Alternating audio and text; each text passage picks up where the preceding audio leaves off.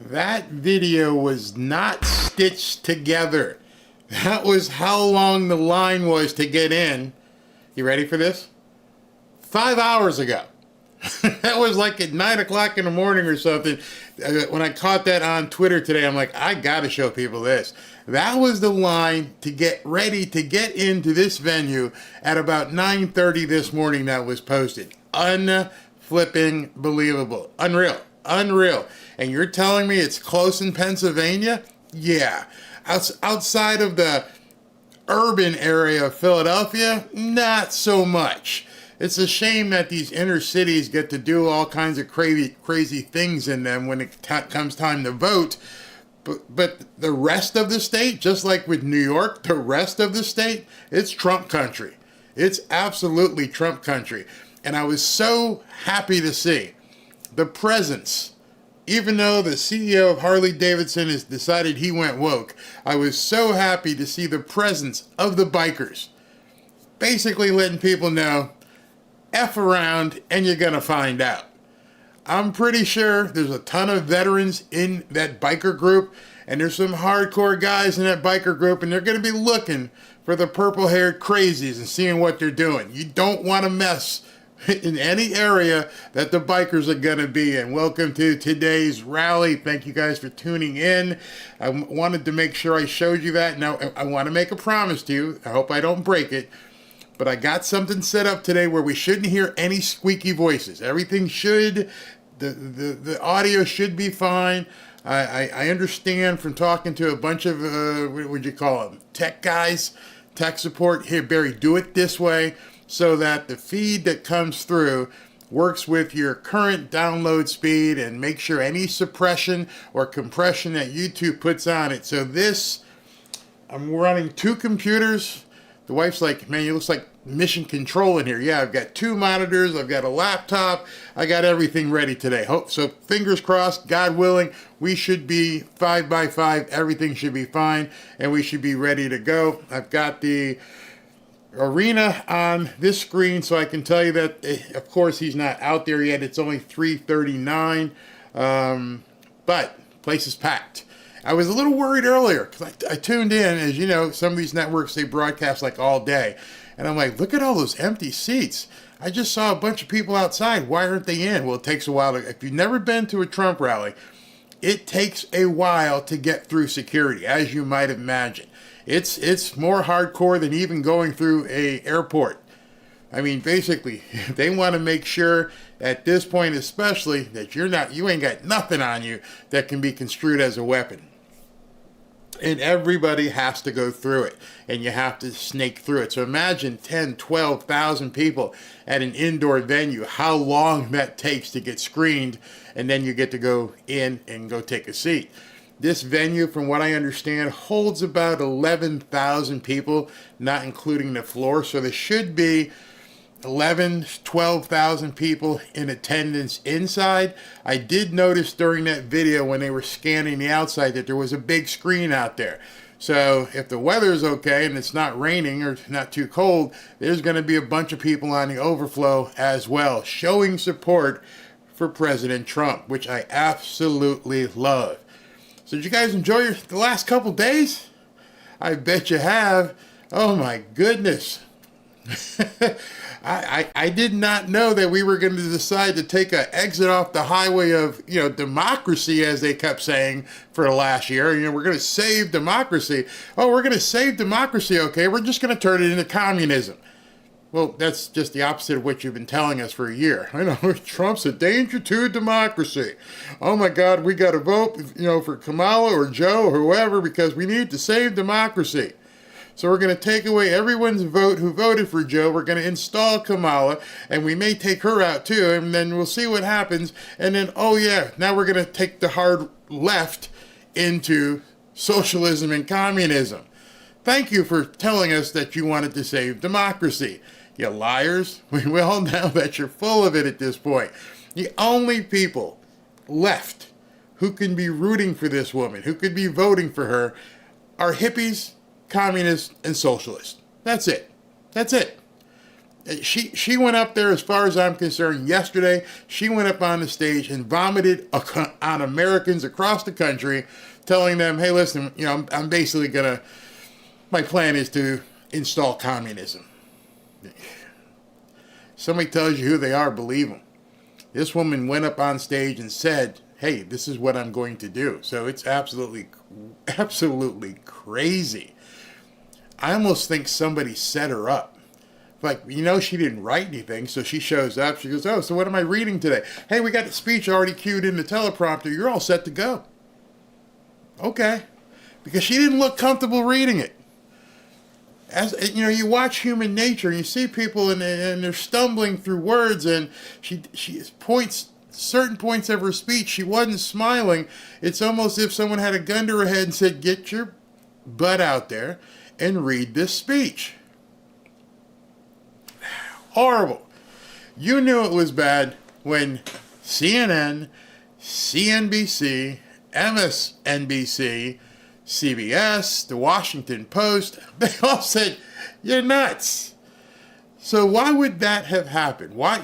I don't have the answer. I'm being rhetorical because I have no idea why she would have went out there and dropped her pants the way she did and pooped all over the stage.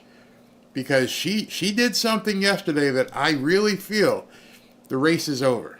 I felt it was a landslide with the black vote and Hispanics, as I told you yesterday when we talked about polling. But oh my gosh, you go out there, you just ticked off big money. Do you think for an instant that big corporations who rely on sales and revenue from customers just went, wait a moment, you're going to do what? You're going to cap our profits? You want us to open our books so that anybody can come in and do whatever they want and tell us we're charging too much? What are you, high? To me, that's worse than taking on the CIA. That's worse than taking on the FBI. You're messing with the money right now. Most of you who know history understand that even the guy from Germany, Adolf storming across Europe in 1939, and he sees ahead, he's heading to the border of Switzerland. Let me do a roundabout here. I can't mess with Switzerland. All the Ayatollahs, assholes all over the place. They want to bomb everybody. They don't mention Switzerland. You know why no one mentions Switzerland? Because that's where the money is. And this woman got up on stage and said, I'm coming for your money. And they went through a lot of different things over the last couple of years with Biden. They let him do this. They let him do that. They let him twerk. They let him bring out the Transformers.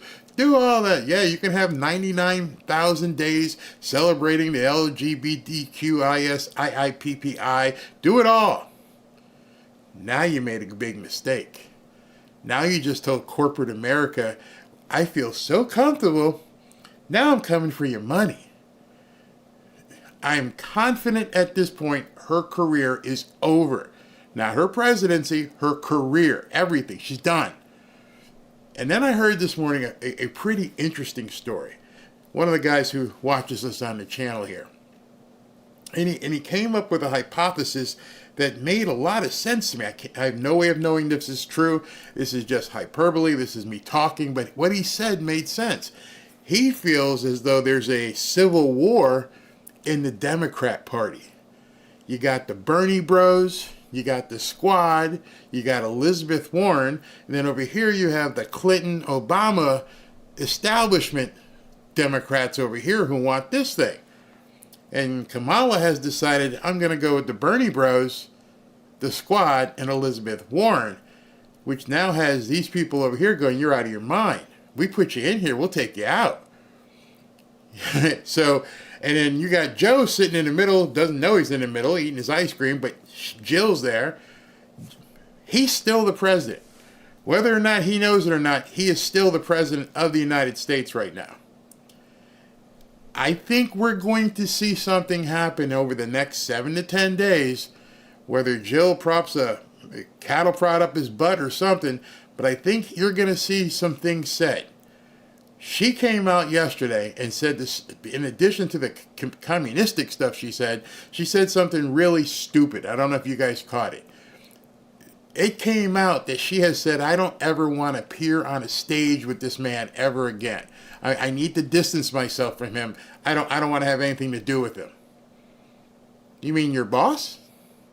You mean the President of the United States, who you serve under? You no longer want to even acknowledge this man? You don't want to have anything to do with him?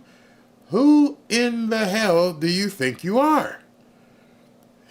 And so Joe, perhaps Joe at this point, through Jill and maybe some other ways of doing things, I think might have a problem with what Kamala is trying to do.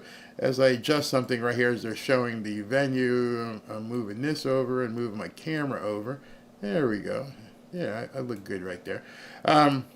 So I don't know what's going to happen. So I'm checking the stage here and everything, and it's still good. So let's take some comments. Hopefully they're working. Let me click the button. Yeah. Do you think they will try to replace Kamala at the DNC like you had mentioned before? I personally think it's on the table. But here's the problem that people have said, well, they've already voted, they've already committed, they've already done this, they've already done that. And the answer to that question that I will say is, and I told somebody this morning, is one of the Democrats ever followed the rules? I understand there's rules, there's certain things with ballots and timing and blah, blah, blah, blah, blah. But when have these people ever decided they want to follow the rules in place? So I don't know. I'm telling you the internal polls that they're going to have to do some flash polls really quick over the next couple days. In the internal, forget the external. The external is lying. Internal, they're going to have to run some numbers. After her communist speech, after she went up there, went full Stalin, full Castro, there's people scurrying right now. It's like, how are people taking this? Well, I can tell you how they're taking it, because it's for the first time in, a year? The media is like, this is absurd. The words they were using, ridiculous, absurd. What did Washington Post say? Washington Post came out with a second article and just bashed it. Everybody is bashing it. CNN, it's incredible how many of these liberal media people came out and said, this is trash. So if the media, who she has counted on to lift her up, is now saying what came out of your mouth is trash, I'm telling you the polls will reflect that. Because now they're speaking on their networks and telling people, hey, what she just said is no good. It's not good for America. Sorry, ain't going to happen. It's a pipe dream. Never get passed. She wasted her time. And then she didn't even fulfill it. So, the answer to your question, get some popcorn. Get some popcorn, because there's 130,000 protesters expected in Chicago. They couldn't handle 1,000 at some of these BLM rallies or riots, whatever you want to call them. The mostly peaceful protests. And you have an army of orcs showing up in Chicago. I don't know if you guys saw Lord of the Rings, but these people are orcs. They look like orcs. They probably smell like them too. And there's 150,000, 130, 150,000 of them descending upon Chicago. If I were a Chicago police officer, what I've been through with this city, I'm sick. I can't come in. I would, man, this would be a perfect time for the blue flu. You want to defund the police? Go for it. I am not coming in. I am not going to come in and have to defend these people against the Frankenstein that they created. We're not talking about, gangbangers fighting over turf who just decided they want to sell this drug or this vice or that vice. This is what they created. These are their monsters. And why am I going to put my life and risk me going home to my family because of you idiots? This isn't like a normal, protective agency that you have to, you created it. You basically stoked it. You bailed these people out of jail. You told them they need to keep rioting. Remember the video? Trump should just, on Tuesday, or whenever it is it starts, and all this crap starts, Trump should start putting that on a loop. Oh, they need to keep rioting. Just keep pushing. Okay, they're going to push. They coming. Yeah, put Tampon Tim out there in front of security at the convention. Good luck, Tim. They coming for you. Oh, it's going to be funny. Come Monday, when Joe goes to the DNC, he's coming out and say he's running. Could you imagine that? Imagine if he gets on stage Monday and goes, listen, I've had enough. I don't know what this woman is talking about. I am not a communist. I'm back in this thing. Oh man, I don't think there's enough popcorn. They are really preparing the city. Yeah, absolutely. I know I saw a video where they are now boarding up just about everything. It looks like 1968 all over again. And then today, I don't know if you've seen the news, but Israel bombed Lebanon and killed like 15 more people. So yesterday in the chat, somebody goes, oh, Israel's going to stand down. I don't know where you got that from. Israel is not standing down, and in fact, they ramped up today and took out, I think it was 10 or 15. I hope there weren't any kids in that. Let me see if I can find it. Is Israel strike? So this happened. Oh, I'm sorry. I said 8. Let me pull this up. Ooh, this is getting really bad. It's much worse than I actually thought. I got to put this on screen so you guys can see it. All right. Israel strikes in Gaza and Lebanon kill at least 25 people. This was put up 5 minutes ago. 35 seconds ago. Updated. There it is down here. 3:23 p.m. August 17th. They updated it. So they're up to Washington Post is continuing. It says Saturday's bloodshed came after the United States and its allies expressed optimism over ceasefire negotiations to end the war in Gaza. Well, that's kind of the opposite of ceasefire negotiations, wouldn't you say? To go ahead and bomb the heck out of people and kill 25 more? That pretty much tells you that no. There is no ceasefire happening over there, which means now they've thrown gasoline onto the fire. 25 at least dead again today. So what do you think is going to happen in 48 hours when they descend on Chicago? I normally wouldn't talk about the Democratic National Convention, but it might be worth televising some of it. Maybe there's a feed of the outside. Because inside they're going to be playing all kinds of fairy dust, and outside someone's going to go, oh, hey, what are we doing here? I don't know if you know this. They've actually told Democrat politicians, senators, congressmen, local politicians, don't check into the hotels under your own name. What do you mean? No, because they've got your names and they're going to look to see where you're staying, and all the hotels aren't protected. Cancel the flight, honey. Cancel the hotels. I'm not going. If I'm a delegate to the Democrats and you're telling me you can't protect me in the hotels, that these nuts are going to be running up and down the hallways of different hotels and they're going to check out people's room numbers? Whew, no, hey, no, I ain't going. God bless and protect our POTUS. Thank you, Barry, for everything you do. God bless you. Thank you very much yourself. Yeah, it's about to turn into Chirac, that's for sure. Also, where'd that go? Also, if you're commissioned, National Guard needs to be ready. What's this say here? Also, if you are commissioned, you can be called up to 6 years out of service. Actually, if USA needed us, it could do what it would do. Whew, man. It's going to be crazy. Barry, I'm thinking they might put Biden back in. Maybe it was just a sham to hide him for a while to keep him off the campaign trail. I don't know. None of it makes sense. At this point, and I've talked to some of my friends and people I know who are deep into politics, people who are, have run for office and managed people who run for office, and at this point we are in definitely unknown territory. Nobody can figure out what the heck these people are doing. Doesn't make any sense. And so you're telling me there's a possibility of them bringing in somebody from the bullpen again? And you expect the American people just to sit around and go, oh yeah, Les, okay, it's Hillary. Oh, it's Michelle Obama. Oh, it's Joe again.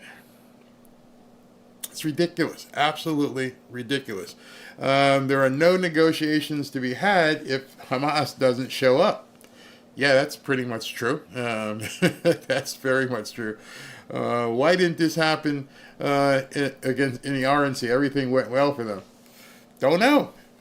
I guess they feel that the Democrats who they probably align themselves with aren't doing what they want. They know the RNC isn't going to give them any sort of harbor. So they probably feel at this point that their harbor and who should be listening to them are the Democrats. And so now that they're not getting their way, they're being petulant children, they're stomping their feet, and they're saying, I want you to do what I want you to do. It's crazy. Good point. Somebody just typed in, was it really Israel? Good point. Who knows what the three-letter agencies are doing over there to stir up the pot? You're right. You're right. They want to reinstate the draft. I could believe that. I could believe that. I live outside of Chicago. I lived through the 1968 protesting. I think it will be violent. The mayor of Chicago is also a communist who ran as a Democrat. What goes on outside will show America who they are. If they show it. Now, I understand, and I've seen a couple of people who are being brave as hell and are going into the belly of the beast and going to be reporting from and showing what's going on out there. And I'm sure they're going to have Twitter feeds where all that stuff will be uncut and they can just show you what's going on. Will the media do it? No, because the media is going to be focused on the convention itself. The media are all inside talking about what's going on. I don't think they're going to cut to outside and show it because they want it to be, just a peaceful protest and a peaceful protest. Yeah, that's what they want. Oh, man, this is crazy. Who shut down the media? Was it themselves or have we been hacked? What do you mean? Since I've been on, did somebody shut down the media? I don't know. Oh, Benny Johnson is, I understand. God bless him. Benny Johnson is going to the DNC. He's built a little studio somewhere around there. I think it's inside, though. So I think what we're talking about, who is going to be out, who's going to be brave enough to go outside with these crazies, this 130,000, 150,000 orc army that's going to come there with who knows what.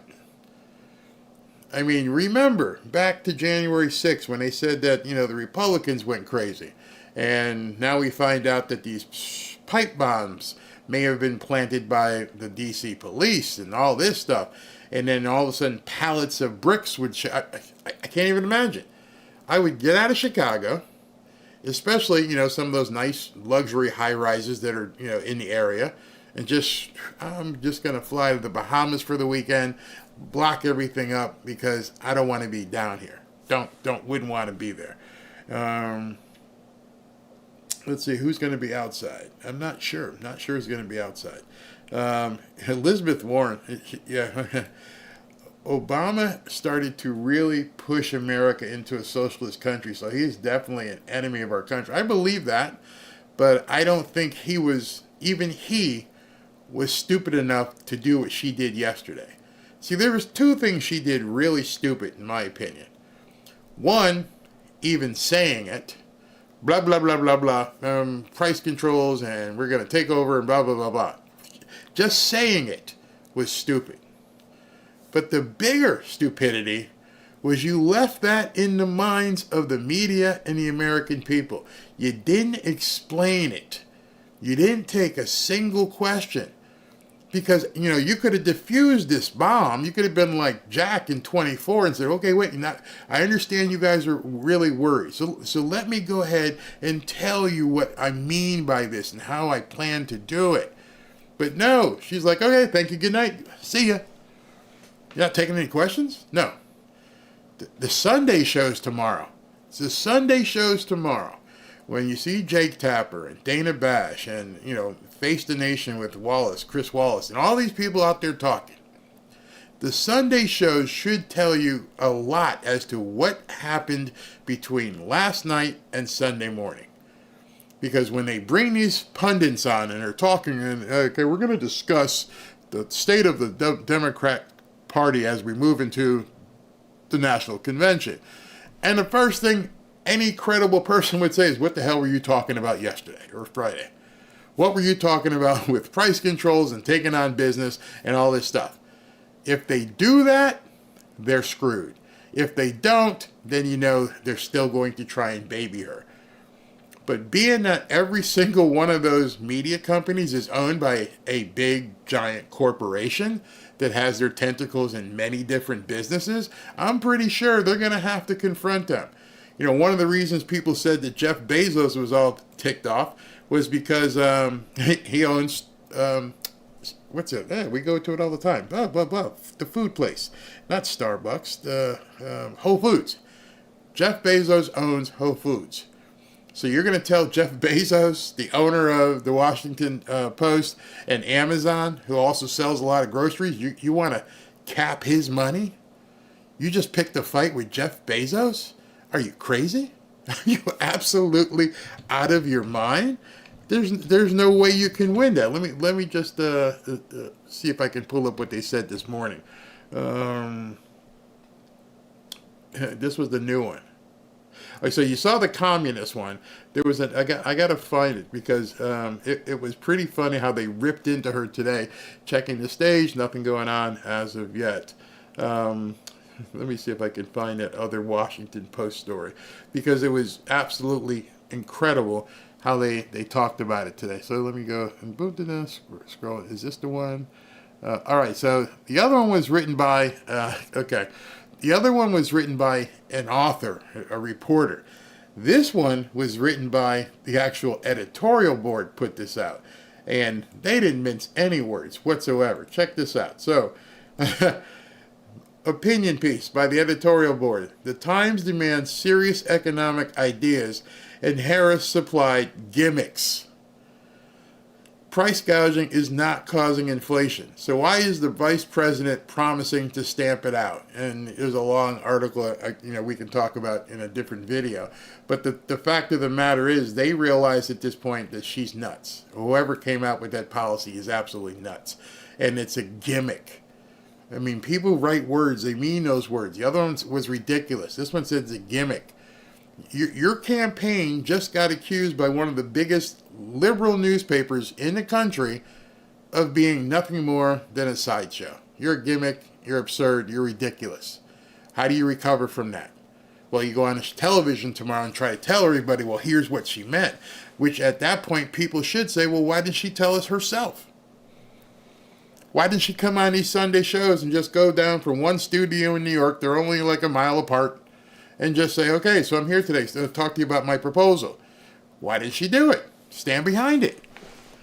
This guy we're about to watch here is in front of 10, 12,000 people. He's going to rip her a new one. I bet you he's probably going to have to basically change his speech he had planned. Forget the old stuff he's been saying and just concentrate on all of this communist, socialist BS. Just go after her.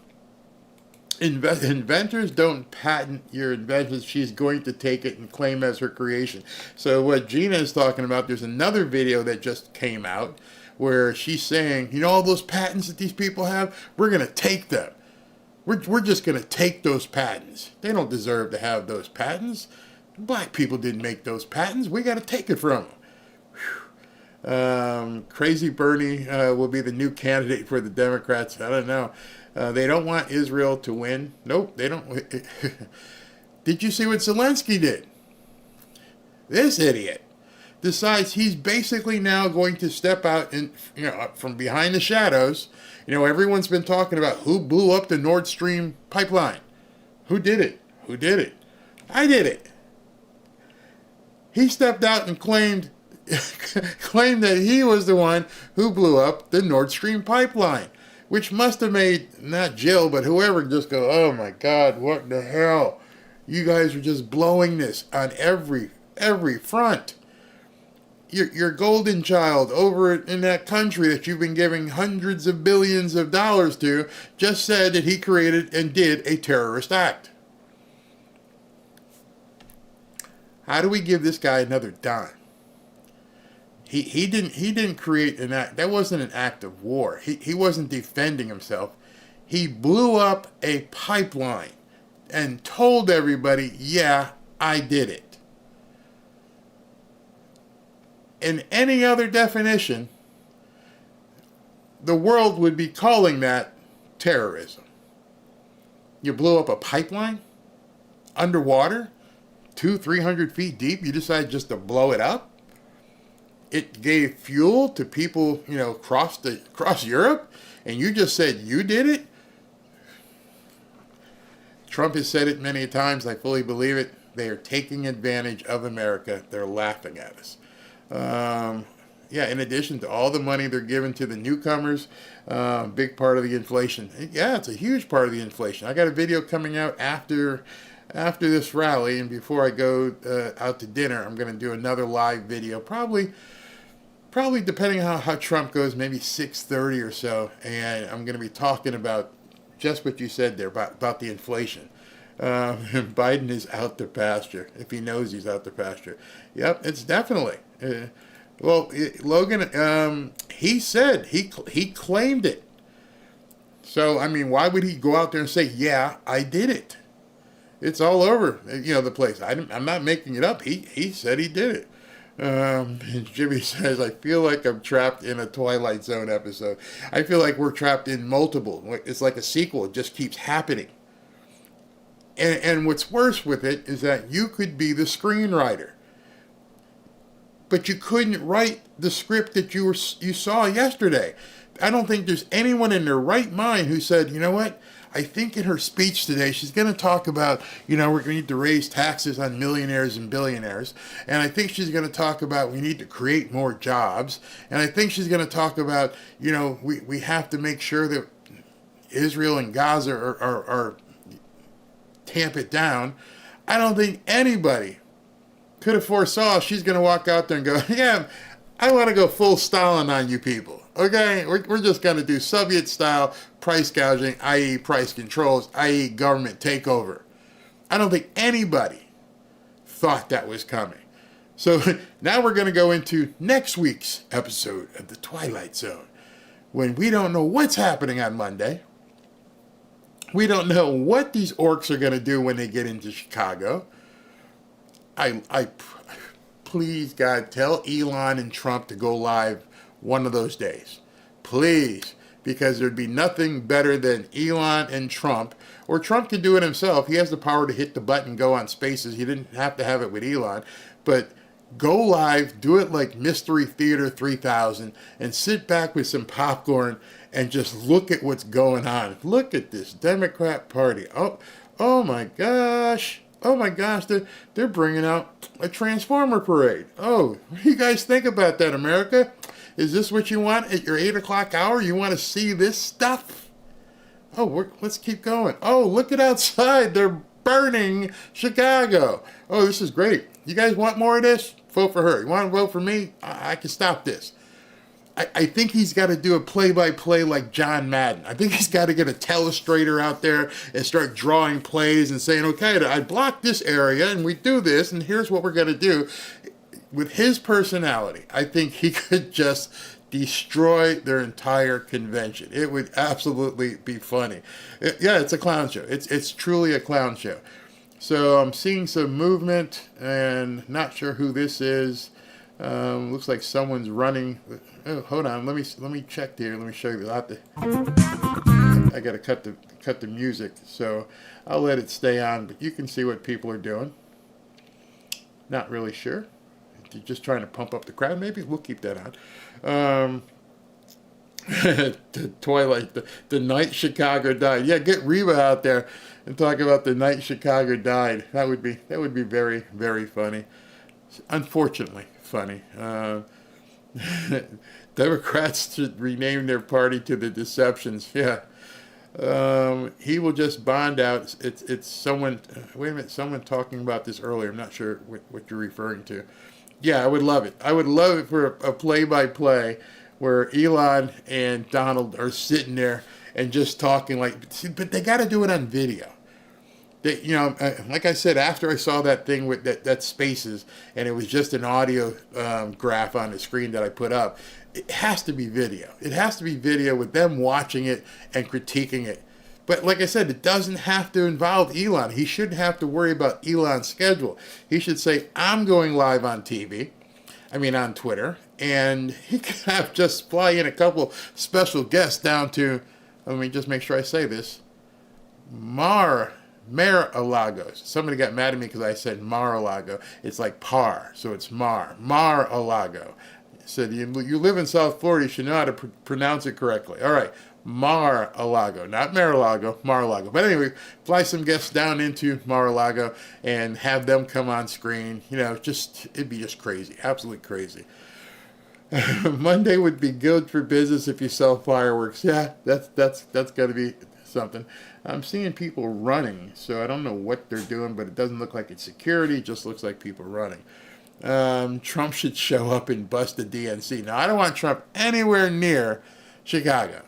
Please do not go anywhere near Chicago. It's going to be a crap show, and it probably, they're going to have some of those mostly peaceful protests, mostly. Play-by-play. Somebody just said it. Oh, that's who would be great. Melanie's got it here.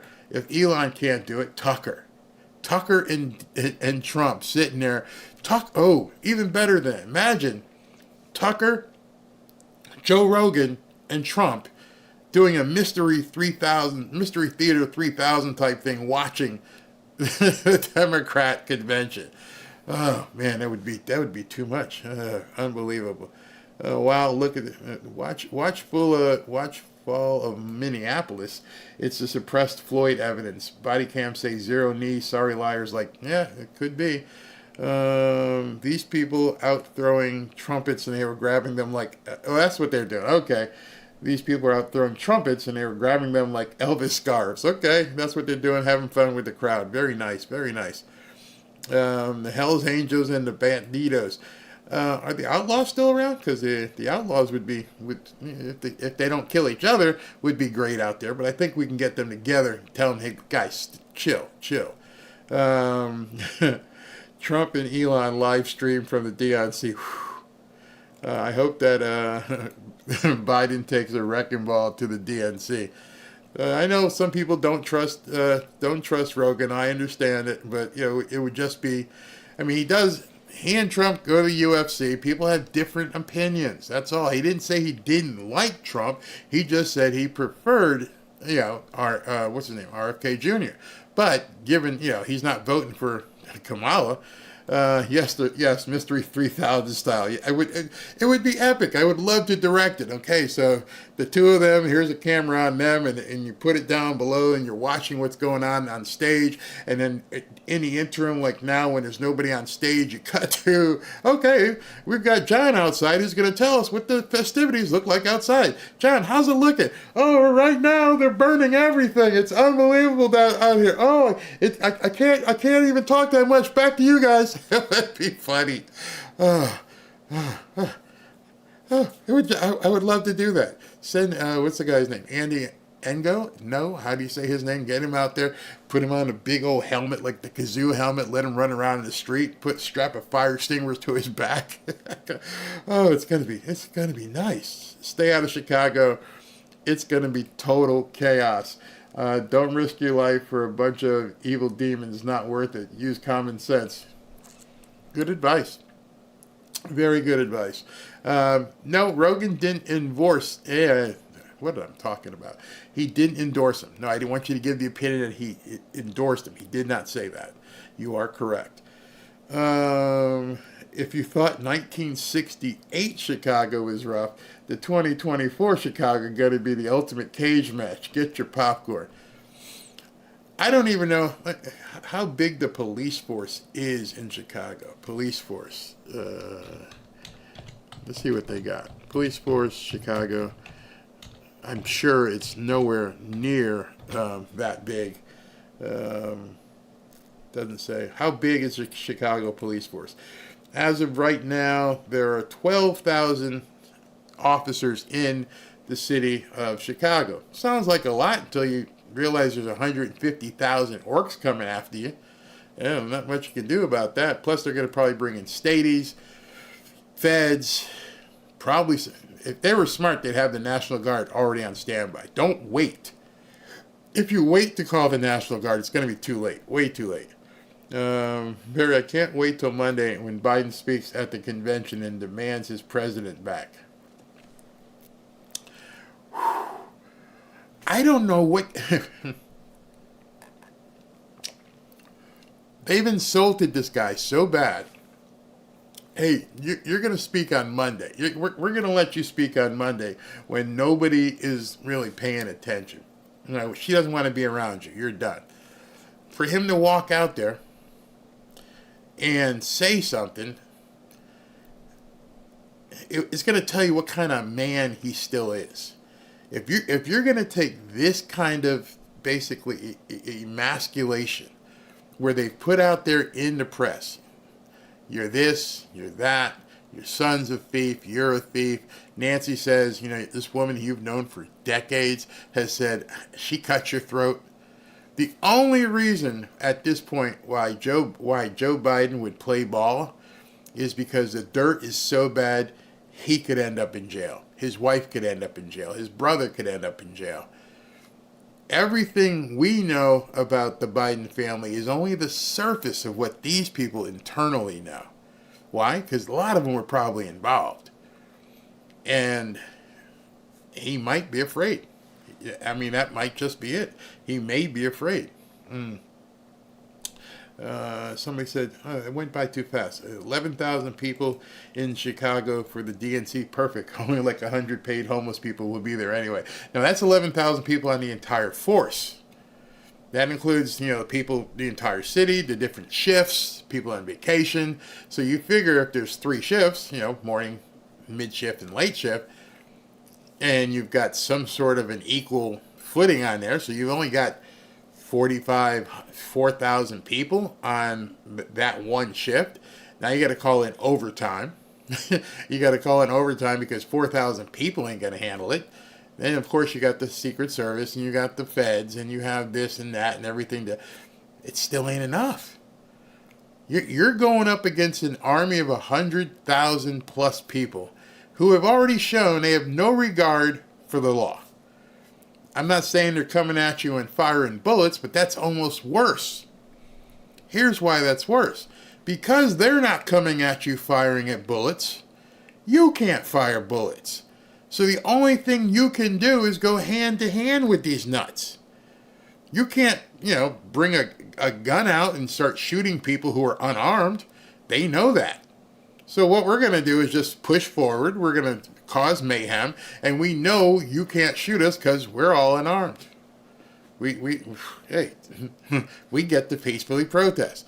What's peaceful protest? Well, you've already defined it. You've let them burn down cities. What makes them think that they can't do it again? Unreal. Checking the crowd here, and nothing's going on.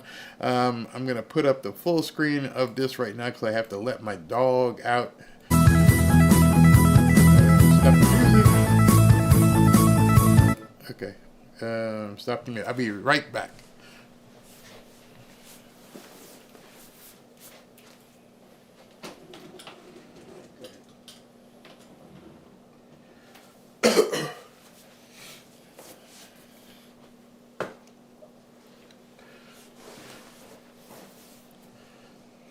Little Chihuahua said he wanted to go out. So he didn't want to stay in the studio anymore. He wanted to go see what Mama was doing. Probably because she's cooking. So as of right now, we got nothing going on.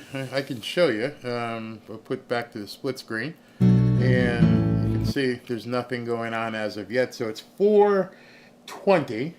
And we are 20 minutes behind him taking the stage. 20 minutes behind. So we'll see what happens. Dan Bongino as Trump's Secret Service would be good. Jill needs to give them an earful. They may not be giving her a spot to speak. I doubt they would. Why would they give Jill Biden any time on stage? Unless she walks out with him. That would be interesting. That would be very interesting.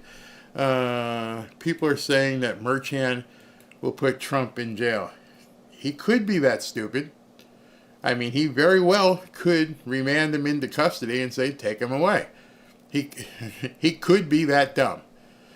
As we heard, the Secret Service, Trump's personal security and everything else, they were looking at where they would put him in Rikers. I don't understand why you'd be looking at that if you weren't going to send him there.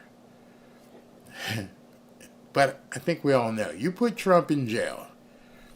You go through that spectacle of putting Donald Trump in jail after this man just got shot at. Number one, go ahead and forget Kamala. The election's over for good. And number two, God be with you if he gets hurt in jail. That's all I'm saying. God be with Merchan personally, and then the Democrat Party if they put this man in jail and he is harmed in any way, shape, or form. You let something happen to him, you're going to get something that you don't want in this country. Are they that desperate? I don't know. Yeah, they're dumb, but they know the right doesn't riot. I think that'd be a catalyst. I think that might be a trigger. That might be a bridge too far, if that were to happen. Biden is the first speaker he is on Monday. Yeah, that's gonna be crazy. Let's see what else we got here. If they send Merchan is done, yeah, pray for Trump. Actually, always keep praying for this guy. They just want to take him out any way they can. I hear they will sentence him to a year, but then stay it, which means he won't physically go to jail. So understand what a stay means. Not they can stay it, but you know how he's under the gag order right now? He can go, I'm sentencing you to a year in jail. Gotcha. All right. Let me just make sure you understand this. I'm sentencing you to a year in jail, but I'm going to hold off you having to report because it's not necessarily a stay, because a stay means he's not issuing a sentence. So if he says, I'm sentencing you to a year, but you don't have to report until X date, there's a little bit different there. A stay meaning I'm not going to even impose a sentence. He's going to impose a sentence. But he's going to, if he were to do what you're saying, I'll give you X day to report. That's where the difference could come in. And I don't know, the only thing he could say that would get him off the hook as well is to say, I'm sentencing you to a year, but I'm suspending the sentence, which, he could do that. But whatever he does, stay, suspend, later time to show up, whatever he says are going to have conditions on them. And those conditions he will lay out at sentencing. What if he says, you can't leave the state of New York? Because he's going to have to appear. He's going to have to be in court for sentencing. You cannot leave the state of New York during the time of this pendency. Whew. Imagine that. Imagine they confine him to New York City. Surrender your passport. I mean, the conditions of release can be so restrictive that it's almost worse than him going to jail. At least he can go back to Trump Tower and he could, basically be under house arrest. They could do that. You can't leave Trump Tower until this thing is settled.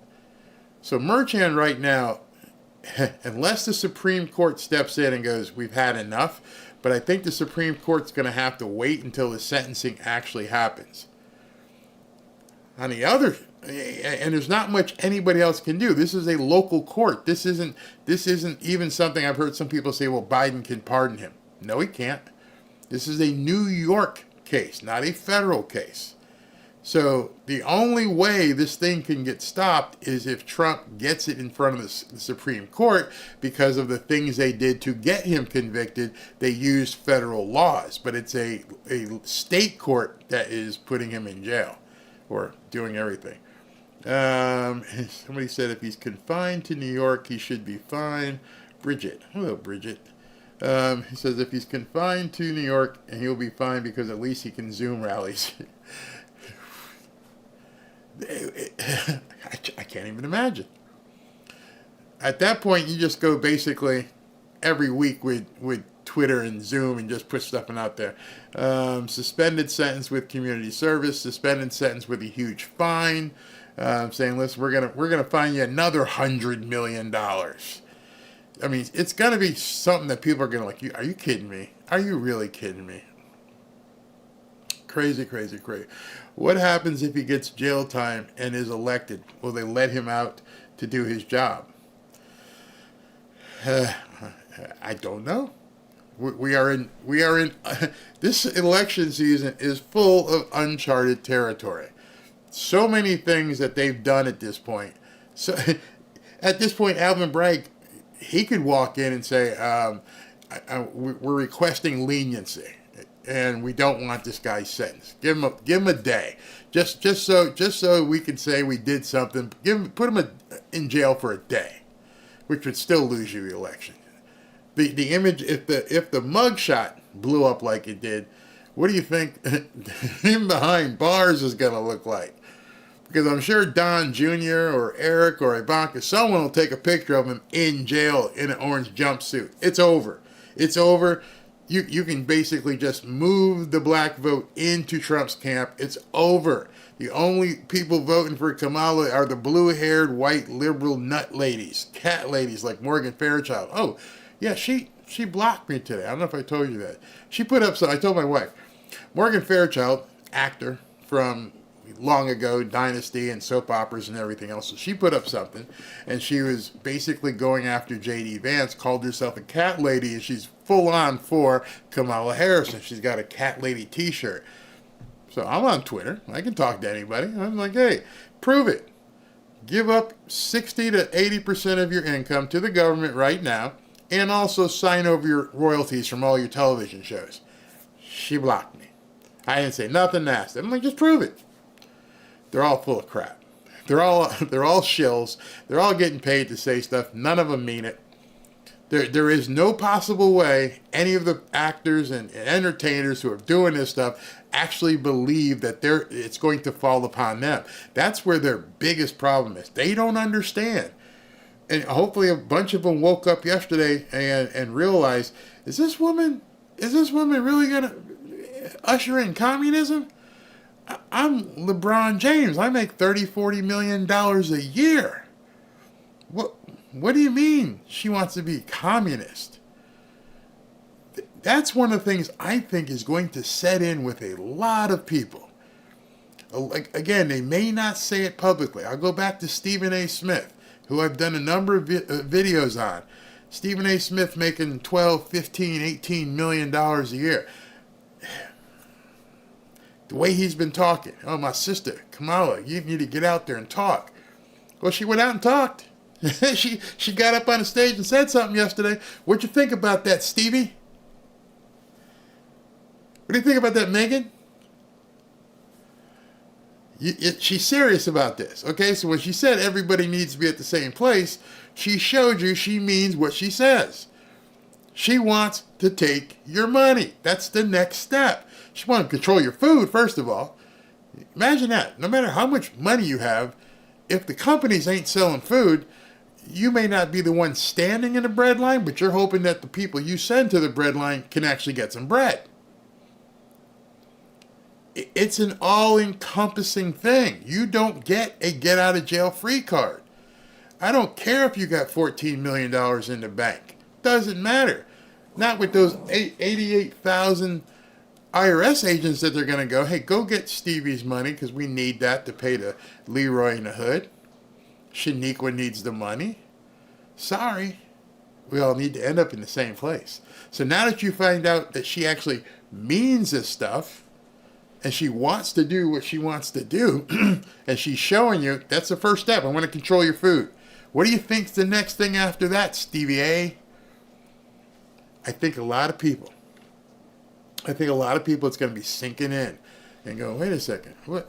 Maybe these people on the right are right. Maybe just because she's black and a woman, I shouldn't do this because I'm not down with that. You want to, I run a business.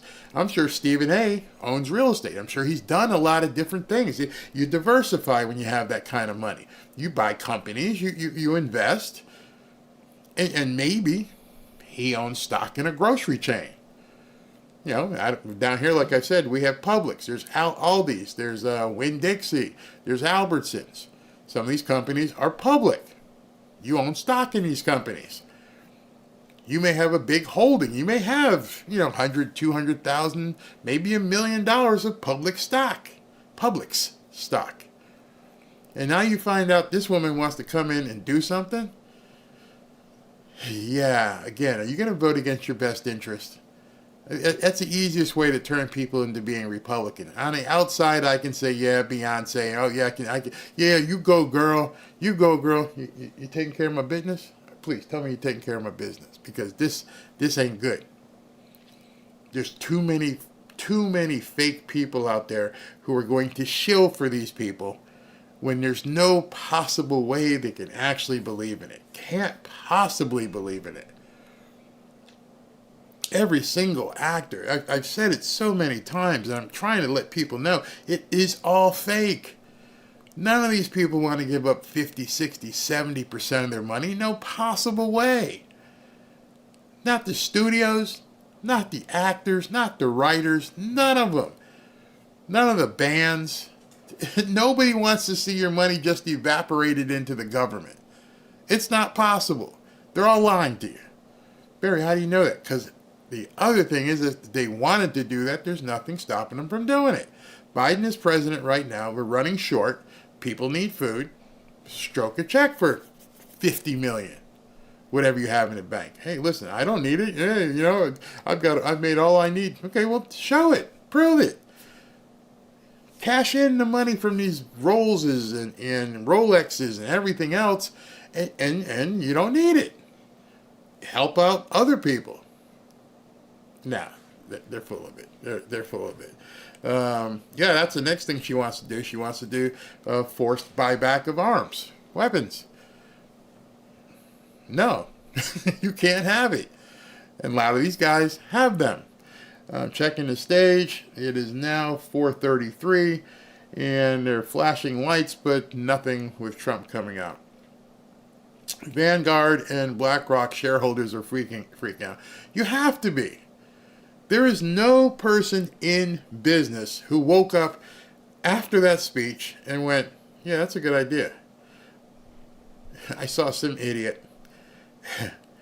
And they're like, see, Walmart last year, they made record profits. They made like $13 billion. And so now they're gouging people. I'm like, you have no idea what you're talking about. Walmart has 4,500 stores, not including Sam's Club, not including international stores. Their margin on groceries are 1% to 2%, if they understand what a margin is. And the last time I walked into a Walmart, they sell a lot more stuff than food. Stuff that has a higher markup than food. My big screen TV that we have out that the wife's watching right now, we bought at Walmart. I checked Amazon. I checked Best Buy. No, I'm sorry. I went to Best Buy. We got that at Best Buy. Best Buy beat out Walmart. But there's a lot more products in that store. Any store. Go into any Walmart, and you got the food over on this side, and 3/4 of the store is other stuff. These idiots don't even know how to look at a balance sheet and understand what percentage of that was food and what percentage of that was televisions and electronics and clothes and pharmaceuticals and you name it, tools. But they just collectively go, they made record profits, we need to take their money. And that's the people who will vote for her. These are the type of people who don't understand business whatsoever and say, they made record profits, not understanding there's 5,000 stores and everything else I just said. Good gets you in the store. Groceries get you into the store. It's something you need. It's a replaceable consumable that we all have to keep going back. If you ever go shopping with my wife, number one, make sure you're wearing walking shoes. Got to have the walking shoes. Number two, when she's done going through the aisles for the food, I'm like, where are you going, honey? Honey, hey, and she starts heading someplace else. Look at this, honey. I think I need one of these things. You got one at home, but it's new. Okay, so we went to the grocery store, but we ended up coming back with a mixer. Crazy. Crazy how that works. Crazy. Let's see, Costco doesn't make its money off of food. Yeah, you walk into a Costco. Yeah, they got groceries, and you know, it's in bulk and things that you can do. But the first thing you see when you walk into a Costco, because you have to walk in, go to see the membership desk, and then down the aisle over there is where the food is, or over there. But you're walking through the electronics, the big screen TVs, the microscopes, all the other stuff, and the food's back there. Go ahead and get you some food. We don't care. We make 1%, 2% on the food. I don't think it doesn't even compute to these idiots that what 1% or 2% margin even means. And now you've got Kamala standing out there and telling people at Walmart and Costco and BJ's Wholesale Club and whatever grocery stores in your neck of the woods, hey, we're going to take your money. She's going to take the Constitution, the Bill of Rights, and your choice of religion, your money, your property. Yeah. You can just go look at the book her father wrote. Everyone said, well, her father doesn't mean she's doing it. And there's enough speeches out there. See, one of the things that in the past people didn't have is what we have today. We've got this thing called the internet. And there is just video after video after video of her vomiting on screen, saying stupid stuff that we consider stupid. I don't know who she was talking to, hoping that made a difference. There was a reason why she was at 1% when she ran the Democrat Party. I mean, ran for Democrat presidential candidate. She was at 1%, had to drop out because she was nuts. And now she's had a Cinderella makeover because she used the media, and now the media has woken up and went, wow, we basically got cornholed here, didn't we? We built this woman up, and now now she effed up, and she's going to have to find out. Yeah, we're going to have to take her down just as expediently as we built her up. Everybody bowed down. The media, the pollsters, the reporters, everybody just said, we can't have Trump win. This is the woman who is now going to lead us to the promised land and put Trump away forever. And the man is now walking out as I speak. And I got to turn the music down, but here he comes. Here he comes. As soon as he gets up there, we shall cut to him. He's only 35, 40 minutes late. Maybe he had to practice his his anti-communist speech, but here he comes, heading to the podium. He'll do his normal thing. We'll address the people behind the podium, talk to the people in front of the podium, and then, of course, he has to wait until the music stops before he can get to the microphone. So imagine this. See those 47 signs? Imagine if we have to not use those anymore and we have to call him 48. Barry, why would we have to call him 48? What if they install Kamala, as 46? They boot Joe out. Could happen. We don't know. Hang on to it. President Donald Trump is on stage and waiting for the music to stop and should be heading to the microphone very shortly. What a crowd. They should do a split screen and show how many people are outside as well. This should be good. This should be good given what Kamala did last night. She's given him, it's like a comedian, she's given him a whole repertoire of new material. Complete new material if he wanted to. He's like, oh man, I got to rip up this speech. Change the teleprompter. She just gave me a whole bunch of new stuff. Communism? Is that what we're really going to be talking about? Yep. Communism. So he's dancing, looking well rested. I don't know how the man does it. I do not know how he does it. I commend him. Hats off to him. It's amazing, especially after just getting shot. Here we go. Here comes President Donald Trump. Thank you very much, Pennsylvania. I love Pennsylvania.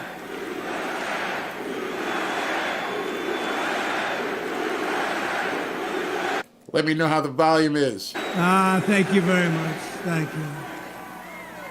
I really give a very big hello to Pennsylvania. It's great to be back in this beautiful Commonwealth with thousands of proud, hardworking American patriots, which is what you are. Let me know if the volume is okay. 80 days from now, we are going to defeat a communist known as Kamala. There we go, Harris. right off the bat. Most radical left person ever to run for office. This is not what this country needs. We've had enough of them. We're going to win back the White House, and we're going to take back our country.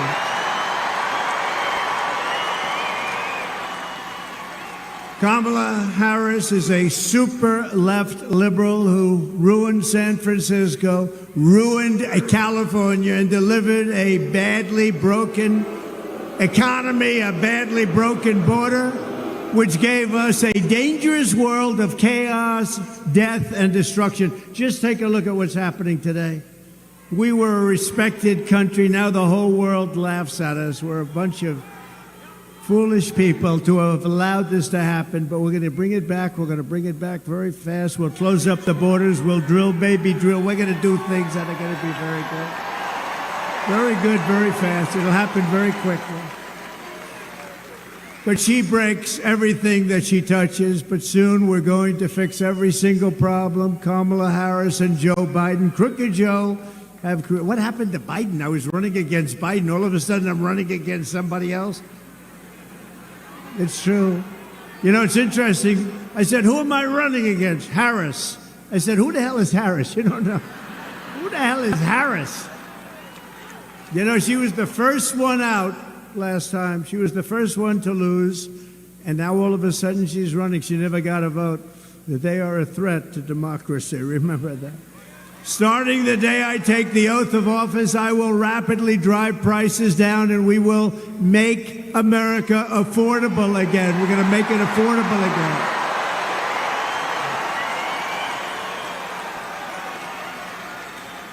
Under Kamala Harris and Crooked Joe Biden, the American dream was dead, and it is dead. It's dead as a doornail. They'll never bring it back unless we win. If we win, we're going to have the American dream alive, all for your beautiful children, your grandchildren.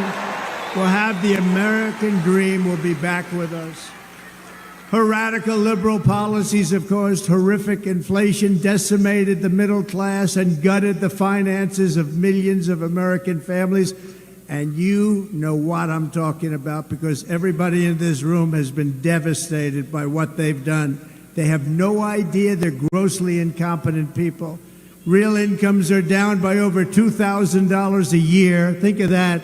Minimum. And ours up 5 times that amount, more than 5 times that amount.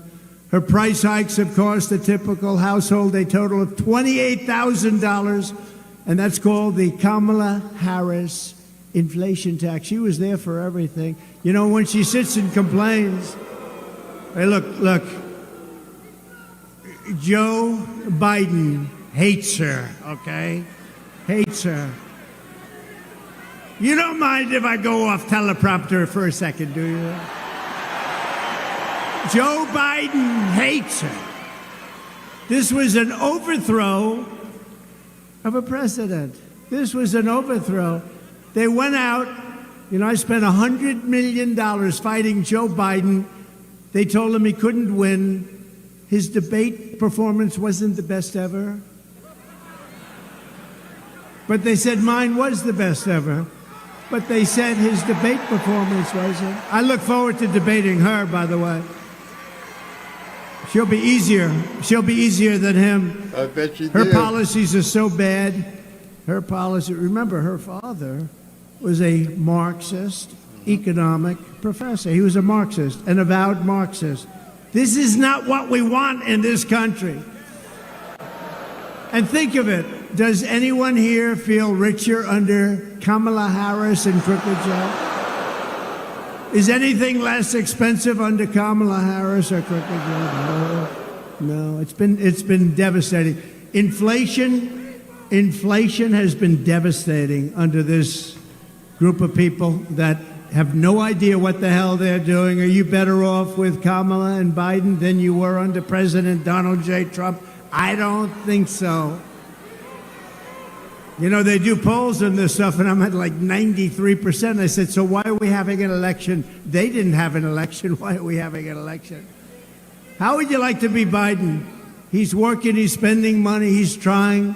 They wanted to have a debate. That's the thing that started it all. You know, if I didn't debate him, he'd still be running right now. But I believe she will be easier to beat than him because she's a truly radical left lunatic.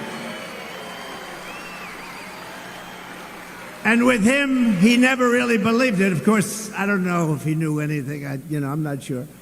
But he didn't really believe it. She totally believes it. She wants to destroy our country.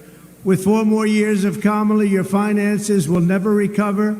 They will only get worse. They're only going to get worse. The stock market, and you have some of the most brilliant people on Wall Street saying this, the stock market is only up because they think I'm going to win. And if we don't win, according to many people, including one of the greatest Wall Street prognosticators named Scott Bessent. Has anyone heard of him? One of the most brilliant guys on Wall Street. If I don't win, you will have a 1929 style depression. Enjoy it. I believe that. I believe that. I believe it. A lot of people believe it. So we're not going to give them the chance, okay? We're not going to give them. And your state's going to be ruined anyway. She's totally anti-fracking. She's been anti-fracking and anti-drilling, anti-oil and gas from practically the day she was born. All of a sudden, a couple of months ago, she said, oh, I'd love to have fracking. Now, she won't have fracking. Vote Trump, and your incomes will soar, your savings will grow, young people will be able to afford a home, and we will bring back the American dream bigger. That we are going to bring it back. Bigger, better. Front Row Joe. Bigger, better, and stronger than ever before. We're going to bring it back. Look at all these Front Row Joes over here. They've only been, you know, we have a couple of groups here. They're at about 222 events. Front Row Joe, stand up, wave your hands. You guys are great. Patriots. But I have another group from a place called North Carolina. Has anybody ever heard of North? We love North Carolina. The beautiful ladies over there. This is number, what? 217. So this is number 217. And supposedly, they're happily married. How the hell does that work? Look at them. They're beautiful, and oh, there's a husband. Are you a husband? Who are you married to, husband? Oh, that was a wise choice. Beautiful. Very nice. How do you handle it, right? How do you handle it? But they're great women, and they've been with us from the very beginning. They were with us from the beginning in 2016 when we had the 4 greatest years this country has ever had. They were with us then. Thank you very much. North Carolina. We're doing well in North Carolina. Thank you, darling. It's nice to not have to travel to California and other places, right? Yesterday, Kamala laid out her so-called economic plan. She says she's going to lower the cost of food and housing starting on day 1. But day 1 for Kamala was 3.5 years ago. So why didn't she do it then? So this is day 1305. We're at 1305. So why isn't she doing it now? Why doesn't she get away from her nice little place with her wonderful husband, go to Washington and do it now? You could do it right now. Why does she go to the convention? Because it's a rigged convention, obviously. She got no votes. He had 14, you know, Sleepy Joe had 14 million votes. She got no votes. She failed. She was the first one out. She failed. She never got to Iowa. Great state, Iowa. We're going to win it big. The farmers love Trump, and I love the farmers. But she never got to Iowa. She was the first one to quit. And now she's running for president. I don't know. Somebody's going to have to explain our system to our many enemies all around the world. They're watching this saying, this place doesn't make a lot of sense anymore. Everything Kamala Harris says in her speeches is a lie. You know, she gets up and just lies. I was watching her yesterday. She talked about all the taxes I was going to raise. I never said that. I'm lowering taxes. Yesterday she got up. She started ranting and raving that Donald Trump wants to put a tax on gasoline, a tax on food, a tax on medication, a tax on clothing, a tax on every single thing that was ever invented. Your hat he's going to tax. Your shirt he's going to tax. He's going to tax your wife. He's going to tax your husband. And I'm saying, I never said any of that. They make it up. I mean, here's the truth. Kamala wants to put massive taxes on American jobs and American industries. I want to cut taxes on Americans while putting tariffs on China and foreign countries to bring our jobs back home to Pennsylvania and to take in billions and billions of dollars. You know, I'm the only one that ever took in any money from China. China was really hitting us hard, ripping us apart. That means many presidents. And what happened is I put a tariff on, then I raised the tariff. We took in hundreds of billions of dollars from China. And Biden can't, it's so much money, he's trying to rescind it for a couple of reasons. Number one, he got a lot of money from China. Got like, didn't he get 3.5 million, 4 million? That they know of. But he got a lot more than that. His family made a lot of money with China. He wants to get rid of the tariff, but he can't because there's so much money they can't do anything with the budget. A tariff is a tax on a foreign country. That's the way it is, whether you like it or not. A lot of people like to say, oh, it's a tax on us. No. It's a tax on a foreign country. It's a tax on a country that's ripping us off and stealing our jobs. And it's a tax that doesn't affect our country. And you could see hundreds of billions of dollars of tariffs on other countries also. I took in hundreds of billions, and nothing happened to us. They make less money. And you know what? Our jobs come back because there's no tax if they build their factory in Pennsylvania. There's no tax if they build their factory in the United States. So what do? In order to avoid paying the tax, they say, let's build a place over here. No tax. Come on over. We love it. Just hire our people. That's all you have to do. It's very simple. You know, as we speak, and this really goes to Michigan more than you, but I look at Michigan and South Carolina, a lot of other places that do the auto stuff, and they are building some of the biggest auto factories in the world right now in Mexico, right off our border. They think they're going to make cars, not pay any tax, and sell those cars into the United States. Not going to happen. Not with me. They're building some of the biggest auto plants in the world. And you know who owns those auto plants? They're built, they're made, and being built in Mexico. You know who owns them? China owns them. China's very smart. I had a good relationship with President Xi. When COVID came, that was the end of that relationship. But I had a very good relationship. But we took in hundreds of billions of dollars from China. Think of it, Bush, Barack Hussein. Did you ever hear of Barack Hussein Obama? Have you heard of him? There are those that think he is currently running the country. Does anybody think? I don't know. I don't know that that's true. We know it's not Biden. Every attack Kamala makes on us is a fabricated, it's a lie. She's sort of a bad storyteller. She doesn't know how to tell a story very well, but she gets caught. She gets caught up in her own words. She's not a very good wordsmith, they say. I don't know. We're going to find out. We're going to have a debate at some point. They gave me the worst network, to me, is ABC. Worse than NBC, worse than CBS, worse than CNN, the home of George Slopadopoulos, a nasty guy. I said, George, I've had you up to here.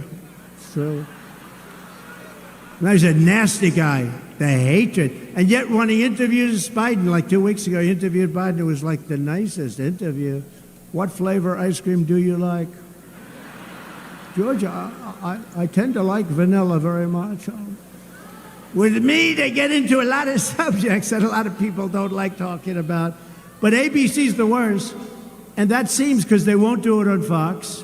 They've turned down the Fox. You know, I've approved 3 debates.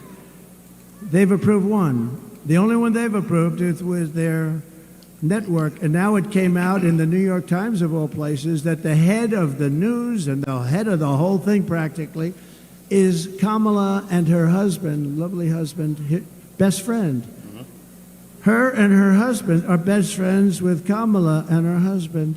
And I'm supposed to do the debate. But, you know, with Biden, they thought I wouldn't do it. So they offered me something that I couldn't accept. They said, the debate is at CNN in front of no audience. So far, I'm 0 for 2. And see, they didn't want to do the debate. That would have been a good idea if they didn't do it. But I was going to accept anything. And I guess we'll do it here too, right? We'll accept anything, because otherwise she's not going to debate. She doesn't want to debate. But they said CNN and no audience, and we want to have you sit down. I objected to that. They wanted us sitting behind a desk. I said, give me a break. We have to at least stand for the American public. Wouldn't that be nice? So that was the only thing.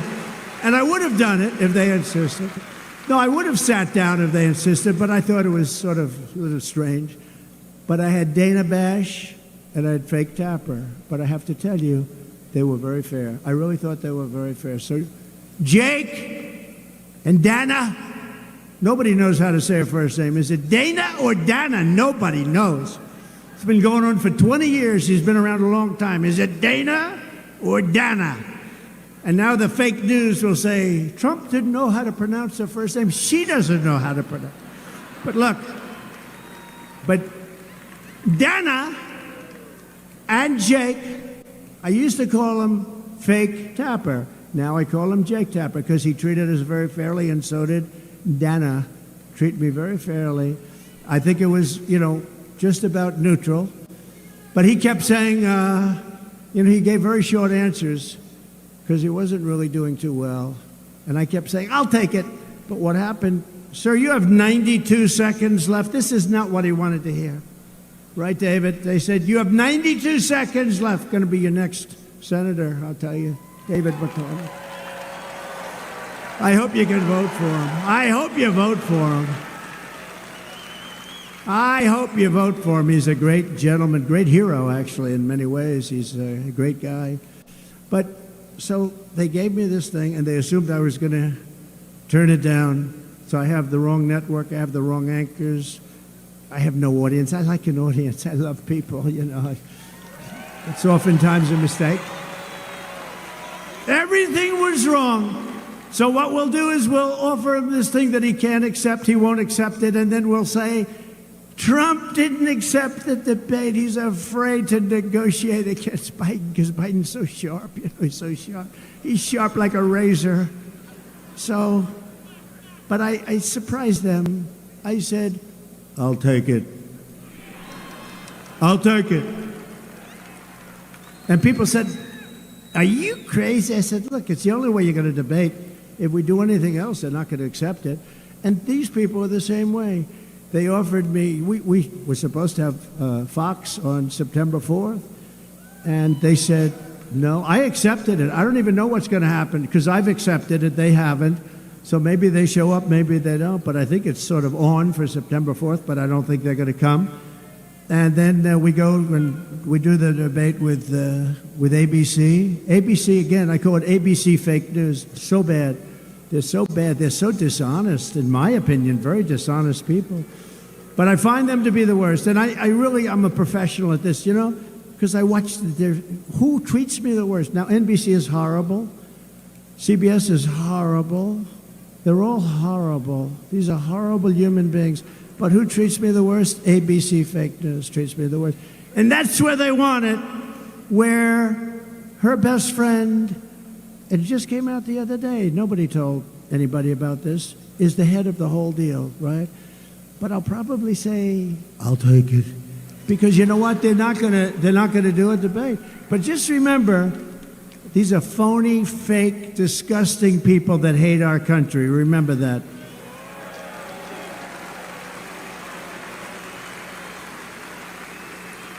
And also remember that every attack that we make on Kamala is something that she said on tape or something that she's actually done. You know, all of these attacks are things because she said all of it.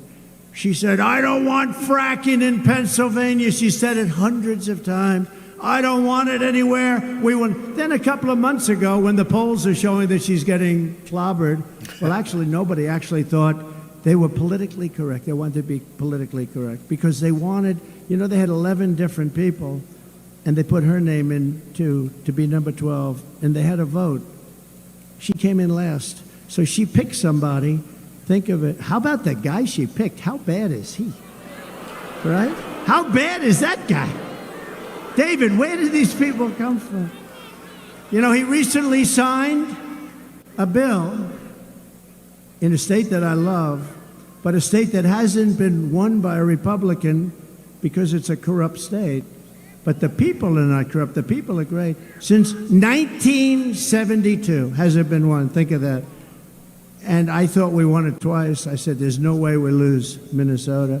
But he signed a bill for all young men's bathrooms and men's bathrooms have to be equipped with a tampon selling machine.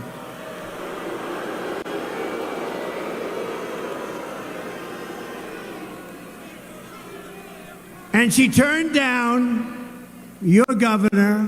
By the way, just so you understand, I know some of you probably like him. I don't think he's a good person. I don't think he's good. I don't think he's good. But they turned him down because he's Jewish, okay? That's why they turned him down. Now, we can be politically correct and not say that. I could say, well, they turned him down for various reasons. No. They turned him down because he's Jewish. That's why they turned him down. And I'll tell you this, any Jewish person that votes for her or a Democrat has to go out and have their head examined. Because if you see what's happening with Israel and Jewish people right now, there has never been a more dangerous time since the Holocaust. If you happen to be Jewish in America, there's never been anything like it. I'm seeing things I can't even believe it.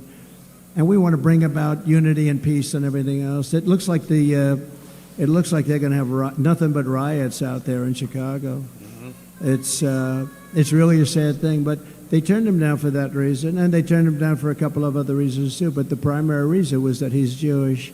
And you don't think I know what goes on in their campaign? I know it well. I know it very well. She's a nation wrecker who is more liberal than crazy Bernie Sanders. You know crazy Bernie? He's pretty bad, right? She is substantially more radicalized than crazy Bernie. You cannot have her as your president.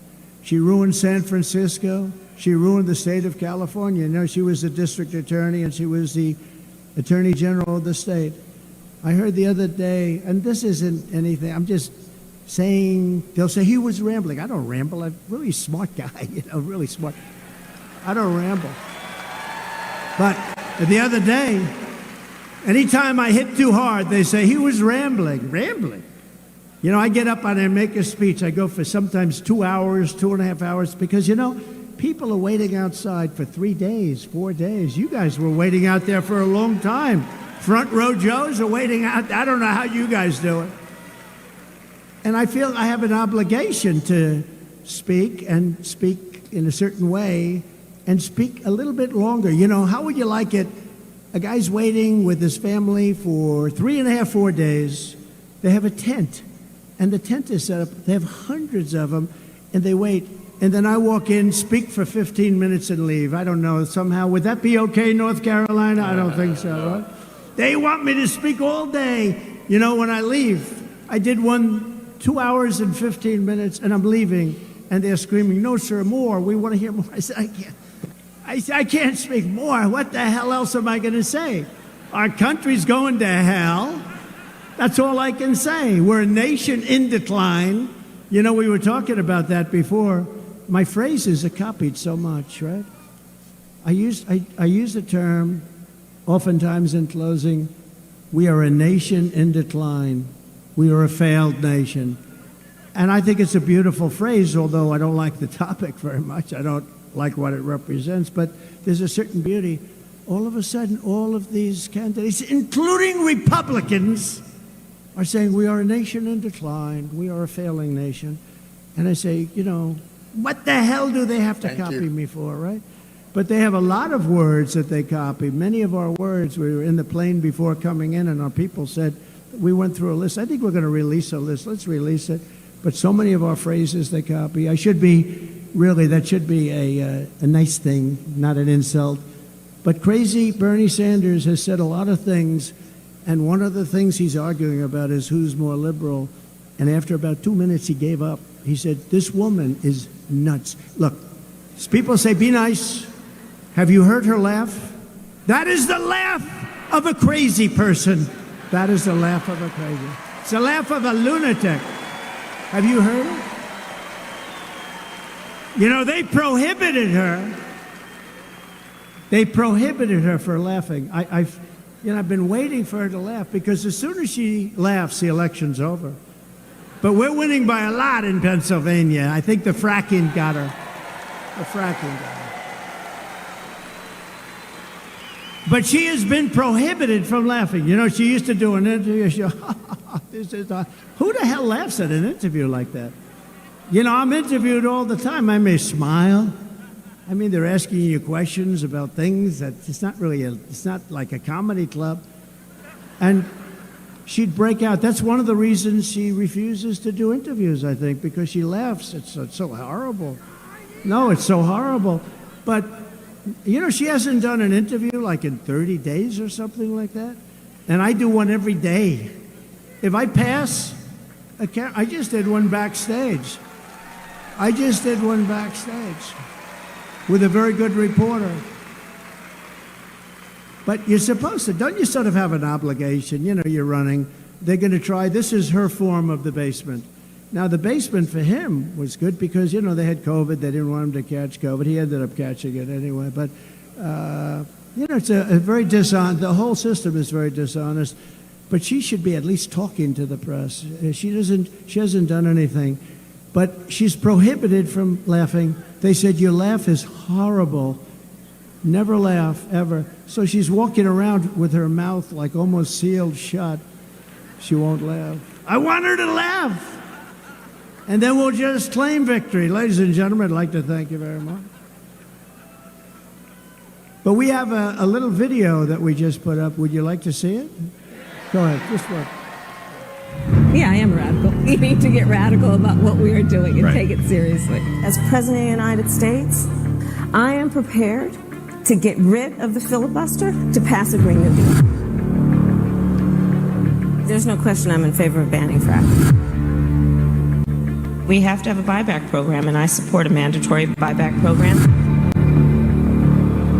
I believe it will totally eliminate private insurance. Let's eliminate all of that. But would you support changing the dietary guidelines? Yes. You know, the food pyramid. What people Yes. to reduce red meat specifically. Yes, I would. Raise your hand if your government plan would provide coverage for undocumented immigrants. Where do you stand on defund the police? This whole movement is about rightly saying we need to take a look at these budgets. Harris asserted that ICE is perceived as the modern-day Ku Klux Klan. Are you aware that there's a perception? I see no. Are you aware that there's a perception? That puts ICE in the same category as the KKK. Is that what you're asking me? I see no parallel. I'm not finished. I see none. And yeah, I am radical. We need to get radical about what we are doing.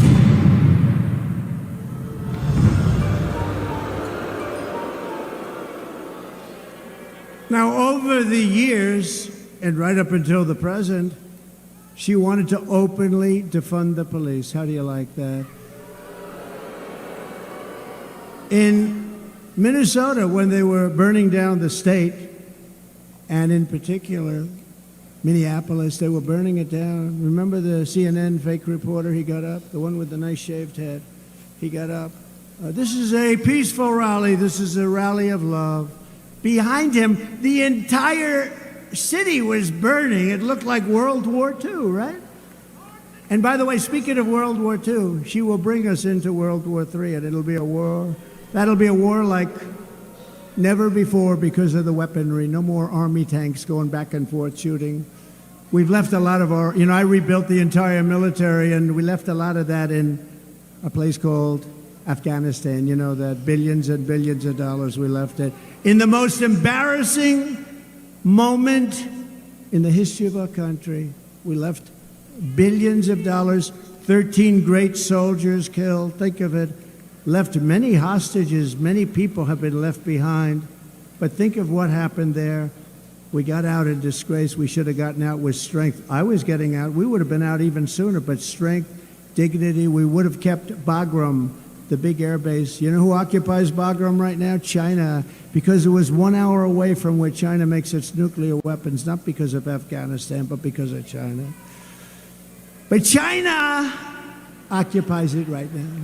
Thank you very much, President Xi. Enjoy our billions of dollars of construction that took place years ago. They spent billions of dollars many years ago. 1 hour away, think of that, where they make their nuclear weapons. It's so embarrassing, the stupidity of the people that have run our country, but we did things the opposite way. We were very smart. We were very respected. We were a respected country that respected your leader, your elected leader. But remember this. Viktor Orban of Hungary, Prime Minister of Hungary, they asked him pretty recently, they said, what's going on? The world is coming to an end. He said, if you want to stop it, re-elect the United States, re-elect Donald Trump, because when he was there, we didn't have any problems. We didn't have problems. Russia wouldn't have happened with Ukraine. Israel would have never been attacked on October 7th, never. You know, Iran was broke. Iran was broke. They had no money. I told China, you buy oil from them, you can't deal with us. I told that to many countries, anybody that dealt there, so they didn't buy oil. Oil's the whole thing, the big deal. And they were broke. Now they have $300 billion. Think of it. They have $300 billion now. They have plenty of money. We're run by stupid people, and we have to change it. Oh, we're not going to have a country left. We're not going to have... We didn't let countries take advantage of us. France was going to charge our corporations tremendous amounts of money for doing business in France. You know this, David. David is very familiar with what happened. And I went to my people. I said, tell them we're not going to put up with it. They're not going to charge our companies because we want our companies to do well so they can employ people. It's sort of simple. I didn't even like a lot of the companies that they were dealing with. I should have said, oh, great, let them charge. What the hell do I care? But they're American companies. And I said to Emmanuel Macron, I said, call him, because my people failed to make a deal. I said, you make a deal, you have 1 week, come see me. At the end of a week, they came to see me. Good people, smart people, very smart people. Secretary of Treasury, smart guy, Mnuchin, others. They came back to see me. Sir, we're not able to make a deal.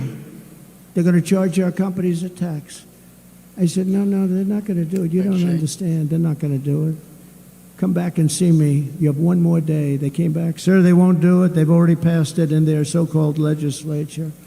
We're not going to do it. They're not going to be able to stop it, sir. I said, we'll stop it. Get Emmanuel Macron on the phone. I got him on the phone. Emmanuel, how are you? So nice to talk. Oh, Donald, it is so nice to speak to you. It's beautiful. I wish I had his accent. I would have been president 20 years ago.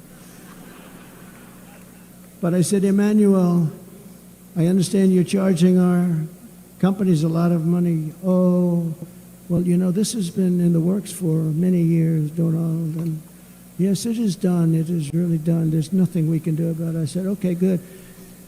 Emmanuel, here's the story. If you don't get rid of that tax within 24 hours, starting on Monday morning, it was a Friday, I'm going to charge every bottle of wine and champagne that you send into our country. I'm going to charge you a tariff of 100% on every bottle, and you will not be sending too many bottles of champagne and wine. And he said, Donald, that is not fair. That is not fair. I said, no, it's not fair for you to be charging American companies to do business in your country. No, it's not fair, Emmanuel. Emmanuel, get back to me in 5 minutes and let me know. He called me back in 2 minutes. He said, Donald, we have decided that we will not be charging you any taxes for the American company. No reason. I did so many of them. I did so many. I could stand up here all day and tell you different stories. I just used the telephone. I could stop the war with a telephone. I could stop what's happening in the Middle East with a couple of telephone calls properly played. Horrible. Horrible, horrible, horrible. We have people that are, they're babies. In many ways, I guess they're stupid, you know. People say, please don't use bad language. Please don't call people stupid. They're stupid people. How else do you describe it? I want to use a different word, a more sophisticated word than stupid. But there's no word, it's a perfect word. They're stupid people. I think they're also, by the way, if I might, they're also corrupt. They really are. They're corrupt. They get a lot of money from a lot of people. We're not going to let this socialist lunatic, and she's a socialist lunatic, that's the other thing. Please, sir, please don't call her a lunatic. I said, but that's what she is. She's a lunatic. She's a lunatic. She's going to destroy our country. And she's going to break our economy even more than it's broken. We have a broken economy. Our supply chain is gone. You know, you order something now. I don't know how many of you are in business, or even if you're ordering as a personal order, the order doesn't come. The supply chain is broken. Who ever thought of it? We never even talked about supply chain.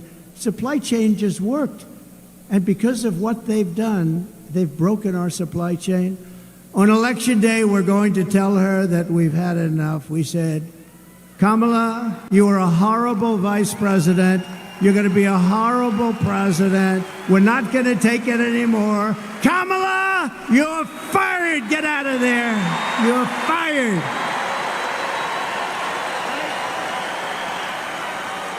Not going to take it anymore, Kamala.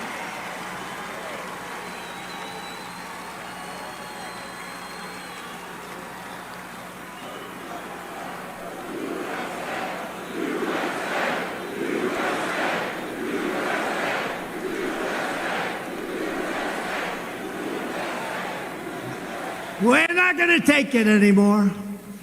We have a country to save. And how about the fake news? Oh, look at them all back there. Look at all those cameras. Look at all those cameras. Wow. Look at all those cameras, all those fake writers. Look at them. I mean, Time Magazine, think of this. Time Magazine doesn't have a picture of her. They have this unbelievable artist drawing her. And I said, is that Sophia Loren? I couldn't.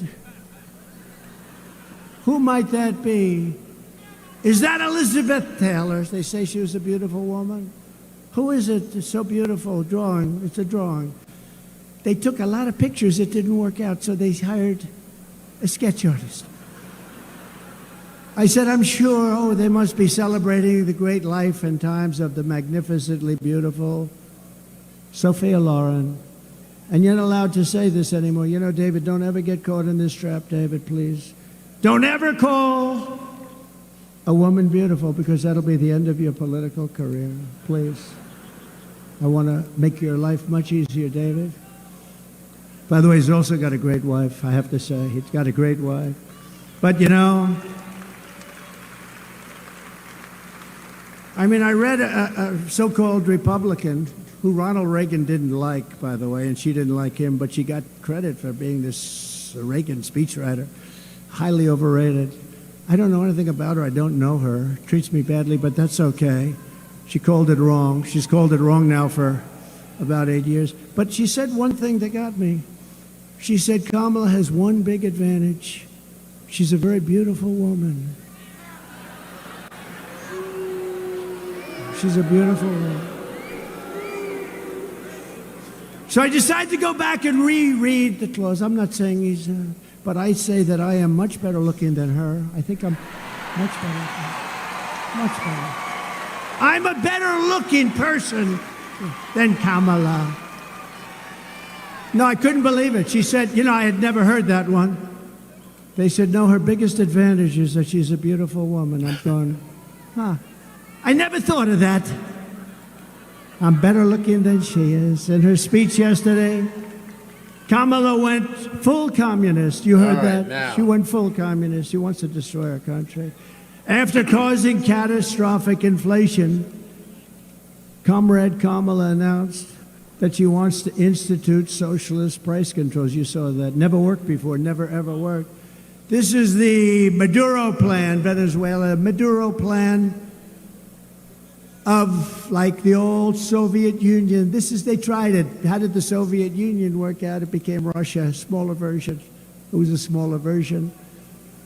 It will cause rationing, hunger, and skyrocketing prices, just like their Inflation Reduction Act caused. One of the great scams of all time. They got it approved with a beautiful name, Inflation Reduction, because inflation under their system has been so bad. It's gone up much more than 50%. They say 30, 40, 50, much more. People are being devastated. They're being devastated.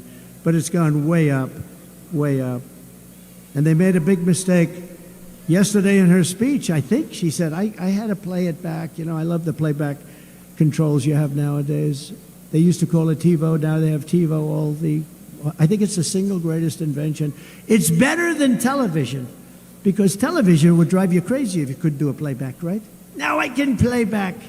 I heard the statement, and I heard that statement that she made, and I said, she made a statement yesterday that from her time in office, essentially, prices have gone up by 50%, something like. I said, did she just say that?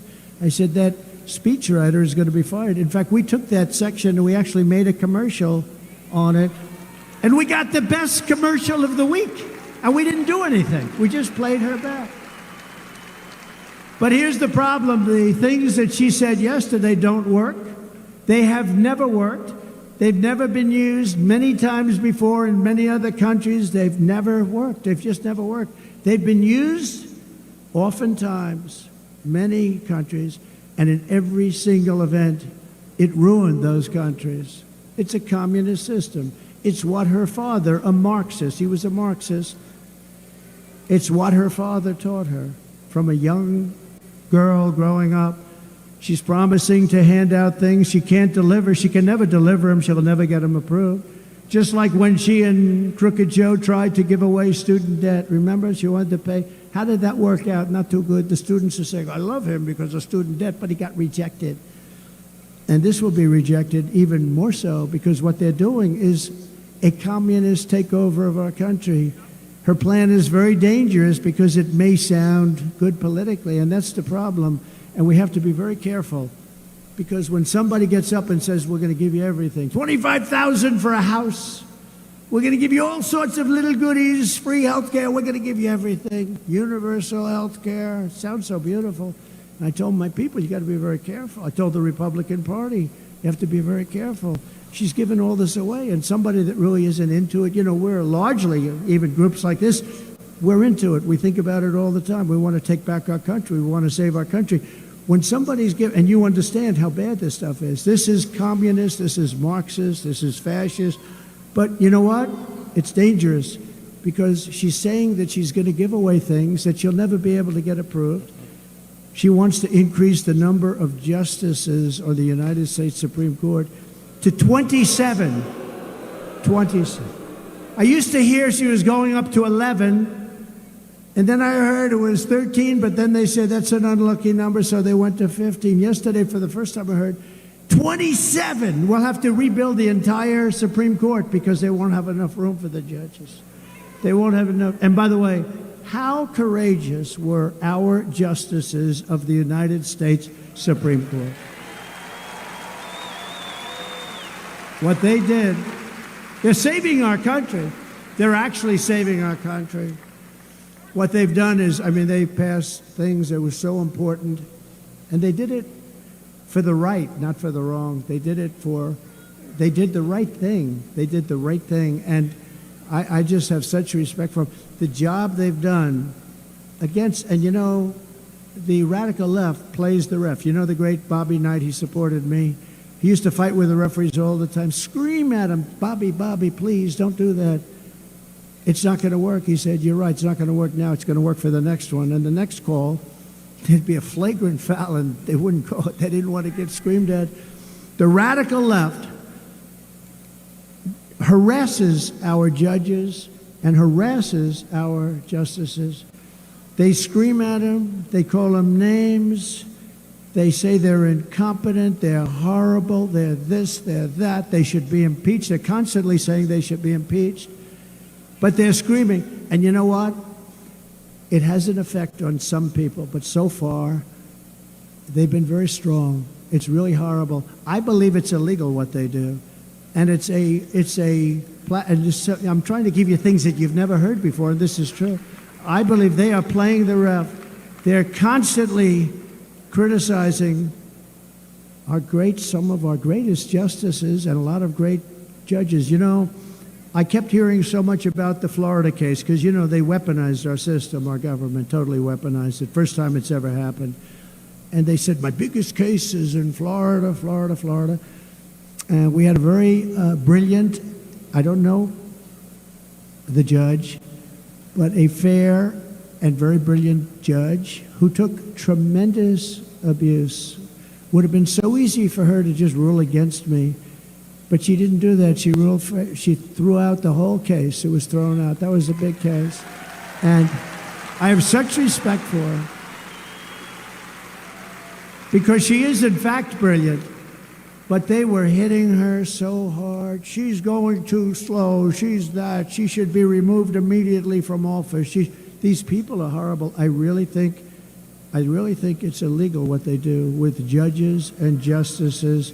They're playing the ref, no different than Bobby Knight, and he was great. He endorsed me, and Indiana was mine. He was a great coach. He's the last coach to go undefeated. I guess he was like 38-0. For some reason, they've never had another college team since then. That was many years ago, and he came out in favor of Donald Trump, and it was a big thing. I won Indiana by a landslide because when Bobby Knight from Indiana endorses you, you win. Sort of like when I endorse you, you win too. We have a very good record of endorsement. But we can't let these radical left thugs constantly scream at our judges and say we're going to impeach him, we're going to take him out of office, or her, we're going to do horrible things to him. Continuous. When you heard Schumer get up on the stairs of the courthouse, Supreme Court, and talk about Kavanaugh, we're going to get you, Kavanaugh, we're going to hit you, or whatever the hell he said. If a mobster said that, they'd be put in jail immediately. He frankly should have been put in jail, or certainly spoken to very strongly. He got lucky. He had a couple of guys that didn't want to do it, and I understand that also, but he got lucky. But you know, we can't let him do that, and I just want to pay my respect to the judges that have suffered abuse at the hands of the radical left lunatics, and I really admire them for because you know what? All they have to do to end it is rule against me or whatever it is. If they say, Trump, you're guilty. Oh, now all of a sudden they say, oh, that's the last time they ever say bad. But they can't do it because these people have weaponized the Justice Department, including local DAs and local attorney generals and Fani, you know, Fani spelled F-A-N-I. My name is Fani, F-A-N-I. I don't figure it. To put a little French accent on the word. With her lover Wade, right? Lover Wade, we call him. Lover boy Wade. She hired him, paid him almost $1 million because of his great knowledge of the law. He never did it before. With us today is Daniel Campos, a pilot in Venezuela who now lives in Pennsylvania. Great gentleman. Daniel came to tell us what you think of Kamala Harris leading our country into socialism. We're being led into socialism, but the socialism will be short-lived. It's going into communism. If you would have told me And if you remember many times during State of the Union, I would say, we will never have a socialist country, and everybody would applaud. But I was right, because we're really, I think, skipping socialism. We're going into communism. When they weaponize our government like this, that's what they do in third world countries. That's what they do in South American horror shows. That's what they do in banana republics. They've weaponized it, but I believe ours is even more corrupt. The New York court system is totally corrupt. They use the state and the city to go after me. They take top people in the Department of Justice and put them in the Attorney General. Letitia James, she campaigned on, I will get Trump. And they then go there, and then they go into the Manhattan DA's office. They use Hillary Clinton's lawyer and the Democrats' law firm to leave the firm and go into the DA's office in order to prosecute Donald Trump, free of charge. They're not going to charge. Then he writes a book. This guy writes a book before the thing even went anywhere. And in the book, he said, I do it for free. It's so great. These are corrupt people, and we have to call them out. So remember the term, playing the ref with our judges and our justices should be punishable by very serious fines and beyond that.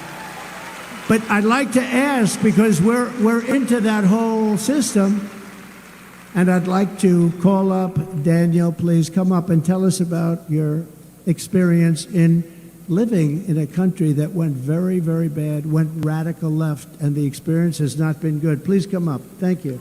Hi, Daniel. Appreciate it.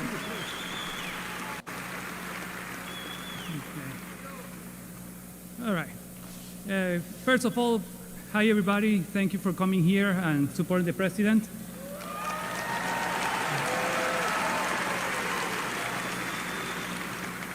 I'm gonna say the first part of the speech, well, of my story in English, then I'm gonna repeat it in Spanish in order to allow our Latino voters to understand and hear what the situation is going on.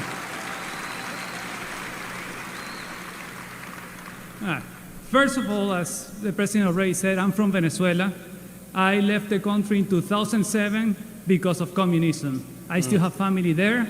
There's been family that left that has left even before me or continues living little by little. But going further back, my grandparents from my mom's side were from Cuba. They were at university when the communist revolution was going on, and they ended up leaving to Venezuela. They only had the money they received for their wedding present, and they were living in a mid-house, going to school, and trying to move ahead. My granddad ended up becoming a doctor and had a family raising 3 children, my mom and my 2 uncles. When in the early 1990s, Chavez did a military coup, and right after he ran for president, my granddad saw the similarities to what was happening in Cuba, and he told everybody that would listen to him that it was coming. And everybody was like, nah, this is Venezuela, this is not Cuba, this will never happen to us. And guess what? It happened to us, and has been happening to other Latin American countries as well. So when they tell you here, it will never happen, that's not true. We lived it, now here we are. So in 2007, we ended up leaving because the socialists and the government started changing the education system to make it more like the Cuban education system. It might ring a bell to what's going on here as well. So it's extremely important for everybody to keep this in mind. And if you don't mind, I'm going to switch to Spanish for our Latino speakers. Thank you. Okay, bro. Okay. Para todos los latinos americanos, gracias por venir aquí y soportar al presidente Trump. Es importante que entendamos que lo que ha pasado en nuestros países en Latinoamérica puede pasar aquí.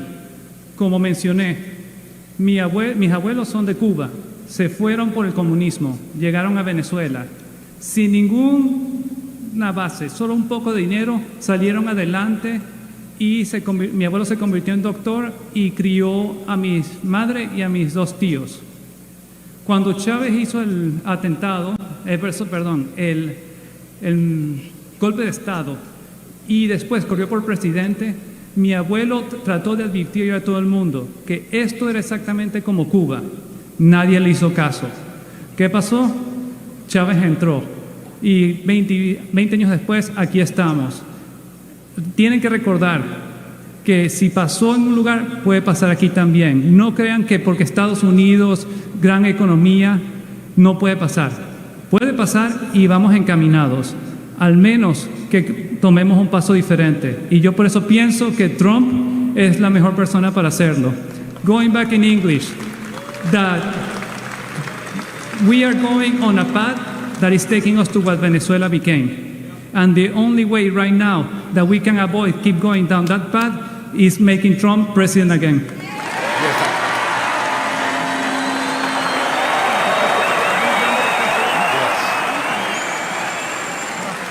Very smart to have this guy up there today. Very smart. Should be talking more. Bring Great. up more people from Cuba. That was worth the price of admission right there. What a fantastic job. I said, have you done that before? He said, no, sir. You are something. All right. Next what office is he going to run for? I think we're going to endorse him so fast. Thank you very much. No, it's such a problem. Because, you know, it's a very dangerous situation. She's giving everybody free everything. It's never going to happen. Remember, the college debt, the student debt, they were going to give. It never happened. It was just all talk. Then he said after getting totally rejected, he came up with another plan, which is even dumber. But what happens is they talk. These things will never happen, but it's very dangerous because politically, maybe somebody says, oh, that's great, that's great. It's the end of our country. We can't do it. We can't do it. So I really appreciate that. That was beautiful. It was so well done. Amazing. Thank you. In addition to defeating Kamala Harris, you need to defeat your terrible Democrat Senator Bob Casey. You know, I've been in Washington for a long time. I mean, I barely met the guy. You know, most of these guys I get to meet in one form or another, for better or worse. I hardly know this guy. I never really remember meeting him. He obviously created a great impression, but he's not a hard worker. He's cruising on his father's past. I met the father. I think I knew the father better than I knew the son. But Bob Casey voted for every bill that caused the worst inflation in the history of our country, in my opinion. They call it decades, but I believe it's the history of our country because they're not using the real things. Like mortgage rates went from 2% to 10%. They don't say that. That's inflation. They don't say that. And you can't get any money at 10% either. We had it down to 2 and 2.4, 2.5%. And now you can't get the money at 10%. They don't have any money. He voted to open borders and the war on Pennsylvania energy. You know, Bob Casey voted against all of this stuff, against your state, but you don't know because, you know, you have other jobs. You're not watching Bob Casey. That's why you need to fire Bob Casey, and you have to elect a man named David McCormick for the U.S. Senate.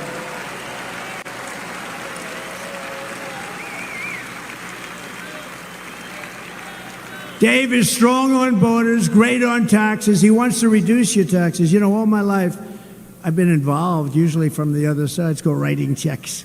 But I've been involved. I've made lots of contributions to politicians all my life. And politicians always talked about, we will lower your taxes. That's all they talked about is lowering taxes. This is the only group I've ever seen where they say, we are going to increase your taxes. I've never heard of it before. And by 4 times, I gave you the biggest tax cut in the history of our country. And bigger than the Reagan tax cuts. And they expire in a few months, and they want to not renew them. If that's the case, you're going to pay 4 times the tax that you're paying right now. And then they, on top of that, want to increase your taxes to pay for the Green New Scam. You know what the Green New Scam is? The oceans will rise 1/8 of an inch over the next 400 years. But they don't talk about a madman that's building nuclear missiles right now. That's your real global warming. It's not this. Your global warming is war.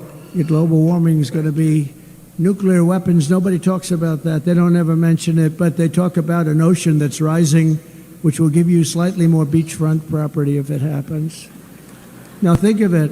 But they don't talk about somebody that's got very evil intentions. Look at Iran. I stopped them from building a nuclear weapon, but this guy is going to give it up. He's going to give it up. So David McCormick, and I've known him for a long time. He's an amazing man, a tremendous education, tremendous military background, and he's a very strong guy, and he loves the state.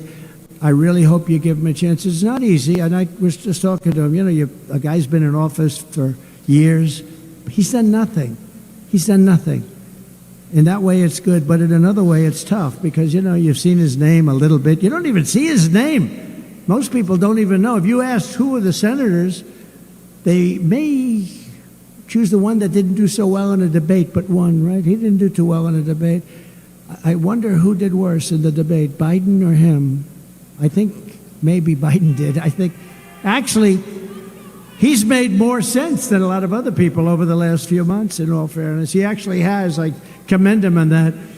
But nobody knows about Casey. Nobody knows about him, even though he's been there for years. His father was there for years.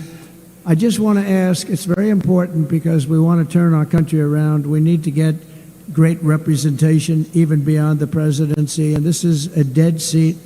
It's a seat that voted with this group of people, Barack Hussein Obama and Biden, and her, because she was a part of it. You know, she's now trying to claim that she has nothing to do with Biden. She had nothing to do with the administration. They put him on. Now, maybe they change it, because I said this a couple of days ago. Usually when I say something, they immediately change it, so I can't say it anymore. But they gave him speaking on Monday night. Now, maybe have they changed it? I don't think so. Monday night is considered on a convention Death Valley.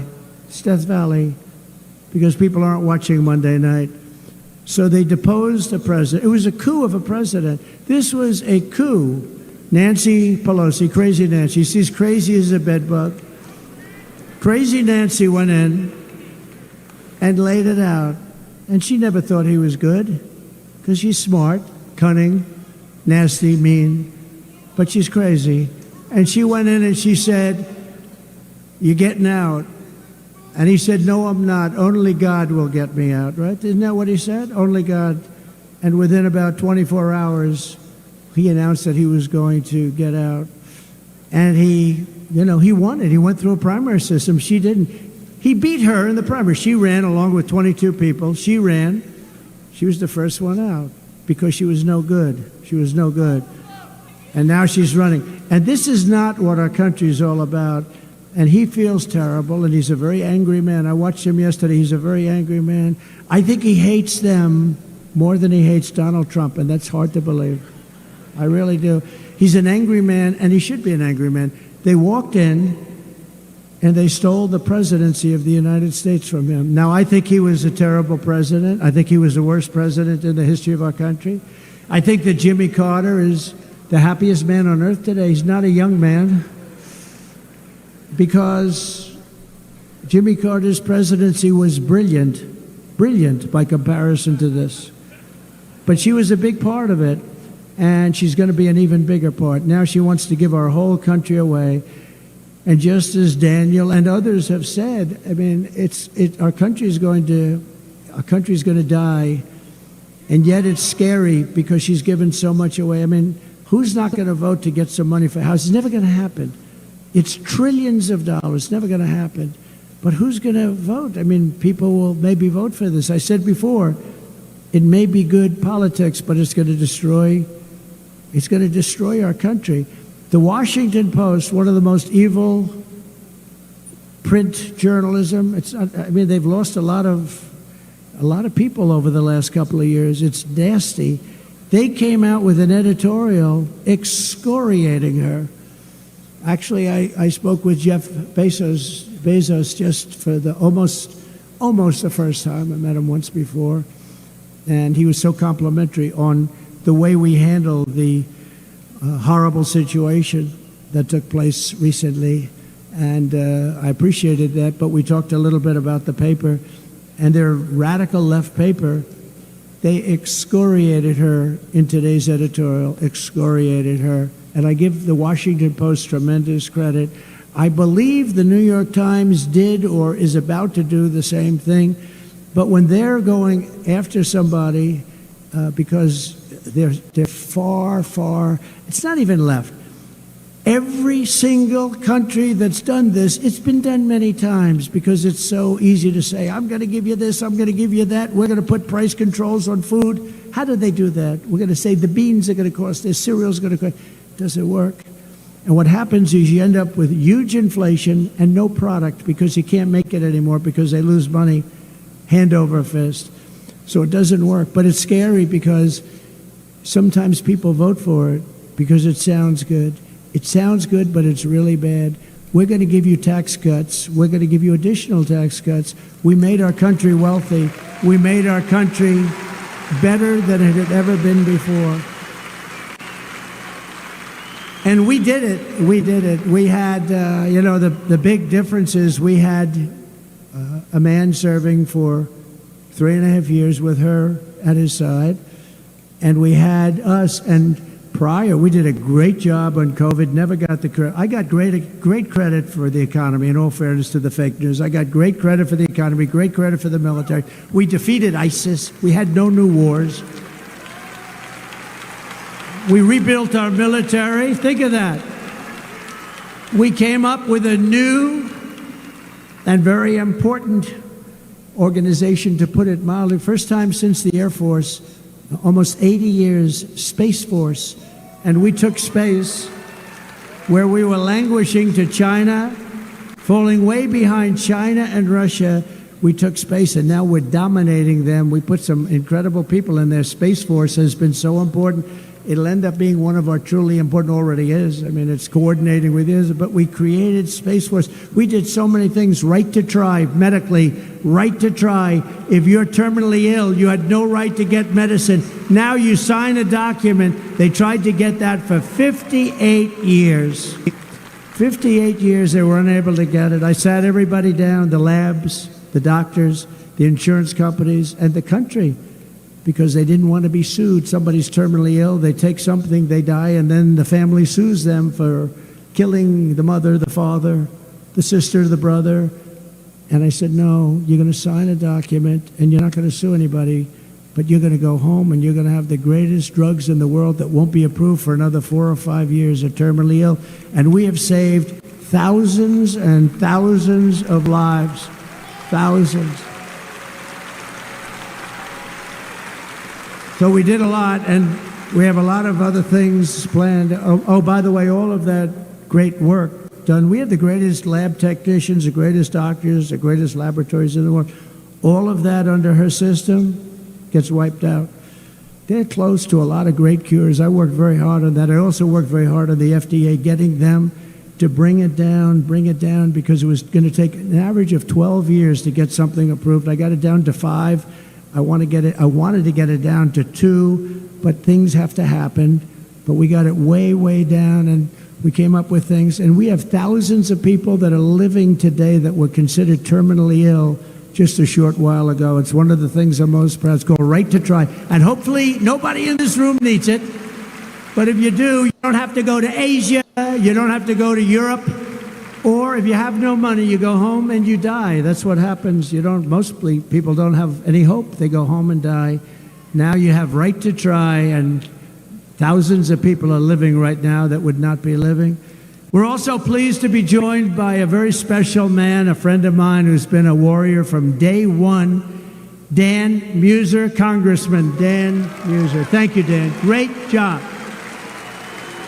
Mrs. Muser, thank you. What a great job. Thank you. Thank you both for being here. He's really been, I'm telling you, he's been fantastic. A man who would defend me a lot on fake news CNN, a former senator from your state who was your Commonwealth, who was frankly a very talented man. He was very good on very good on television. He spent most of his time defending me. Rick Santorum, former senator. Rick, thank you very much. I appreciate the defense. Thank you. Former Congressman Fred Keller. Fred, thank you very much, Fred. You look good. You look good. He looks good. Pennsylvania Treasurer Stacey Garrity. Thank you, Stacey. Great job you're doing. The next congressman from Pennsylvania's 8th Congressional District, Rob Brenahan. Thank you, Rob. Good. Great primary win. That was a big primary. I endorsed him. Great job. That was a big win. Candidate for the 7th Congressional District, Ryan McKenzie. Ryan, thank you. Congratulations. A man who we picked because, unlike a lot of states, including this one, we were leading by a lot, and then all of a sudden, a miracle happened. We had another miracle happen about 4 weeks ago, too. But this was a big miracle, and they found millions of votes. They found a lot of votes. But they didn't do that in North Carolina, where he was the head of the Republican Party. And I said, who is that guy? His name is Michael Whatley, and we appointed him the head of the RNC, the Republican National Committee. And he is doing a fantastic job. Really, really a great job. Thank you very much. He's going to keep their cheating down to a minimum, right? Maybe nothing, but, we know them better. They won't stop. They won't stop. We have an expression, too big to rig, right? Too big to rig. And we're leading by a lot, even though we now have to run against somebody. Think of it, I spend $100 million. Now I have to run against somebody else. Is that fair? I think they should reimburse me for the $100 million. Who wants to collect? Does anybody want to go and collect? I'll get Front Row Joe to collect. The mayor, who's really a wonderful man, by the way. Mr. Mayor, it was good meeting you. Carl Curran. Thank you, Carl. Thank you very much. Thank you, Carl. Good man. New York's Broome County DA, Paul Battisti. Paul Battisti. Thank you, Paul. Thank you. Good job you're doing. I wish you were in Manhattan. It would be very... We could use a good one in Manhattan. And Lackawanna County Commissioner Chris Shermack. Chris? Thank you, Chris. Thank you, Chris. Good job. On my first day back in the Oval Office, I will immediately sign an executive order directing every cabinet secretary and agency head to use every power we have to drive prices down. But we're going to drive them down in a capitalist way, not in a communist way. At the center of this effort will be to end Kamala's war on American energy, and we will drill, baby, drill. We're going to get your energy prices down. We're going to get your energy prices down by 50%. The Kamala presidency will mean death for Pennsylvania energy. Remember that. It'll mean death for Pennsylvania energy.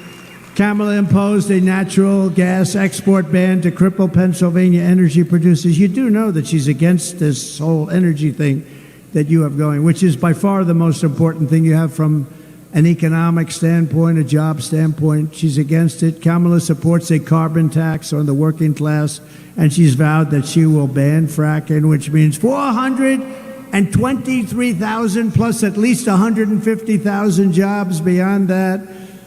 Pennsylvania is going to always be fracking because we desperately need the energy and we desperately need the jobs.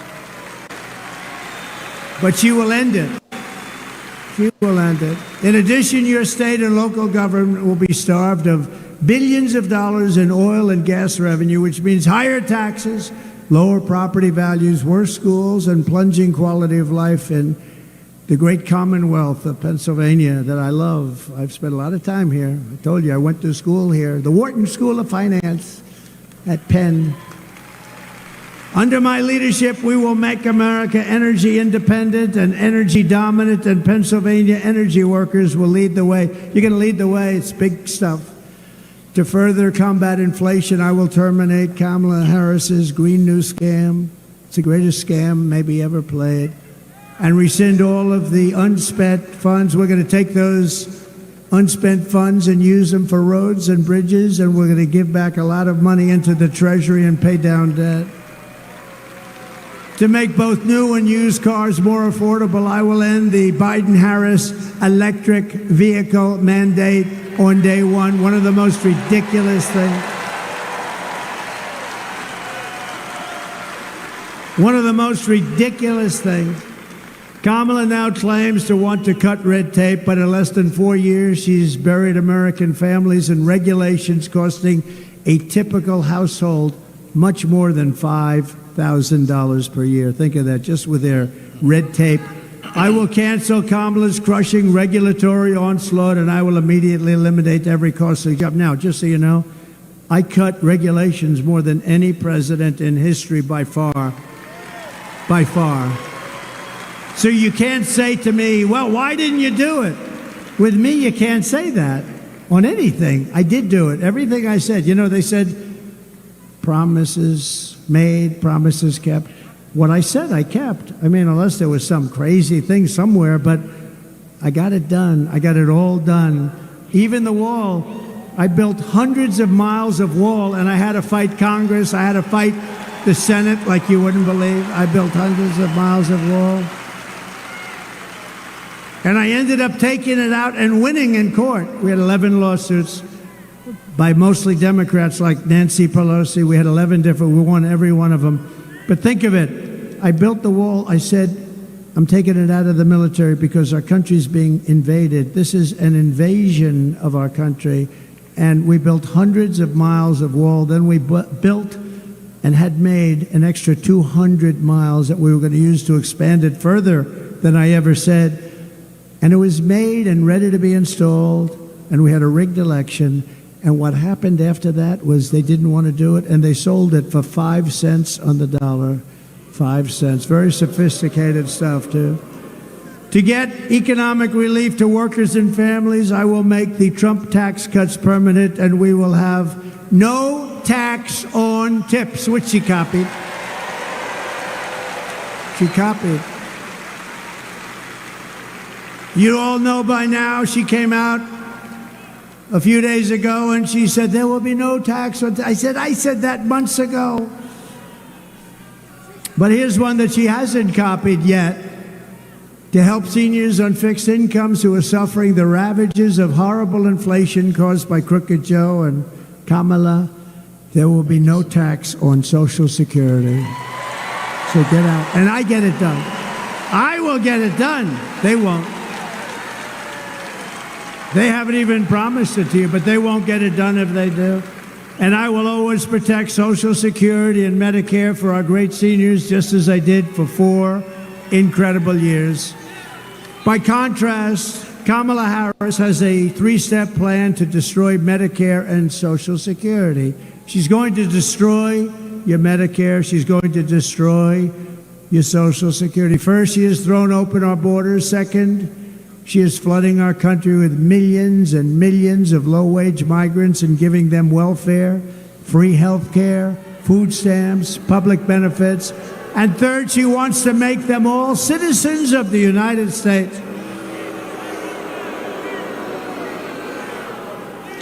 Many of them coming from prison, many of them coming from mental institutions, and many are terrorists.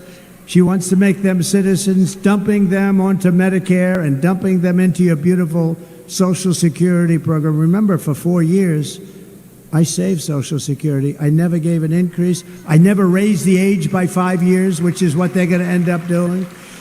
With me, it's staying the way it is. We have a lot of ways we're making money. We don't need to take it away from our seniors. The millions of illegal aliens pouring in under border czar. She was the border czar, right? She was the border czar. Now, about a month ago, she said, I wasn't the border czar. She was the border czar. But it doesn't matter. She was in charge of the border, 100%. But border czar Harris are coming in from the worst places, some of the most dangerous countries in the world. And as I said, they're emptying out their jails and prisons, and They're emptying out their mental institutions and they're dumping them into our country. What's happening to our country is shocking. It's unacceptable. And we have no choice. We're going to do the largest deportation in the history of our country. We have no choice.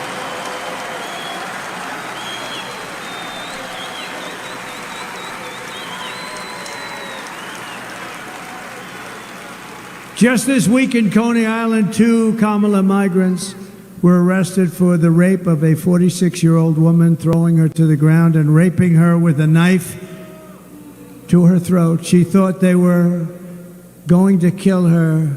She said they weren't looking to rape me, they were looking to kill me.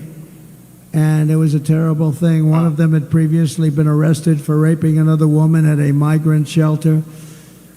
But he was shielded from deportation by New York City's sanctuary laws, which Kamala Harris strongly supported and doesn't want to change. In Virginia, 3 weeks ago, a 54-year-old mother of 4 was leaving a 7-Eleven when she noticed an illegal alien trying to steal her car. When she tried to stop him, he ran her down and left her dead on the ground before going on to hit 2 more cars, killing 2 other drivers. And in May, the leader of a Peruvian gang known as Los Killers was released from Border Patrol custody and set free into America. And Kamala's direct orders, she said, set him free. Meanwhile, he was wanted for 23 murders in Peru.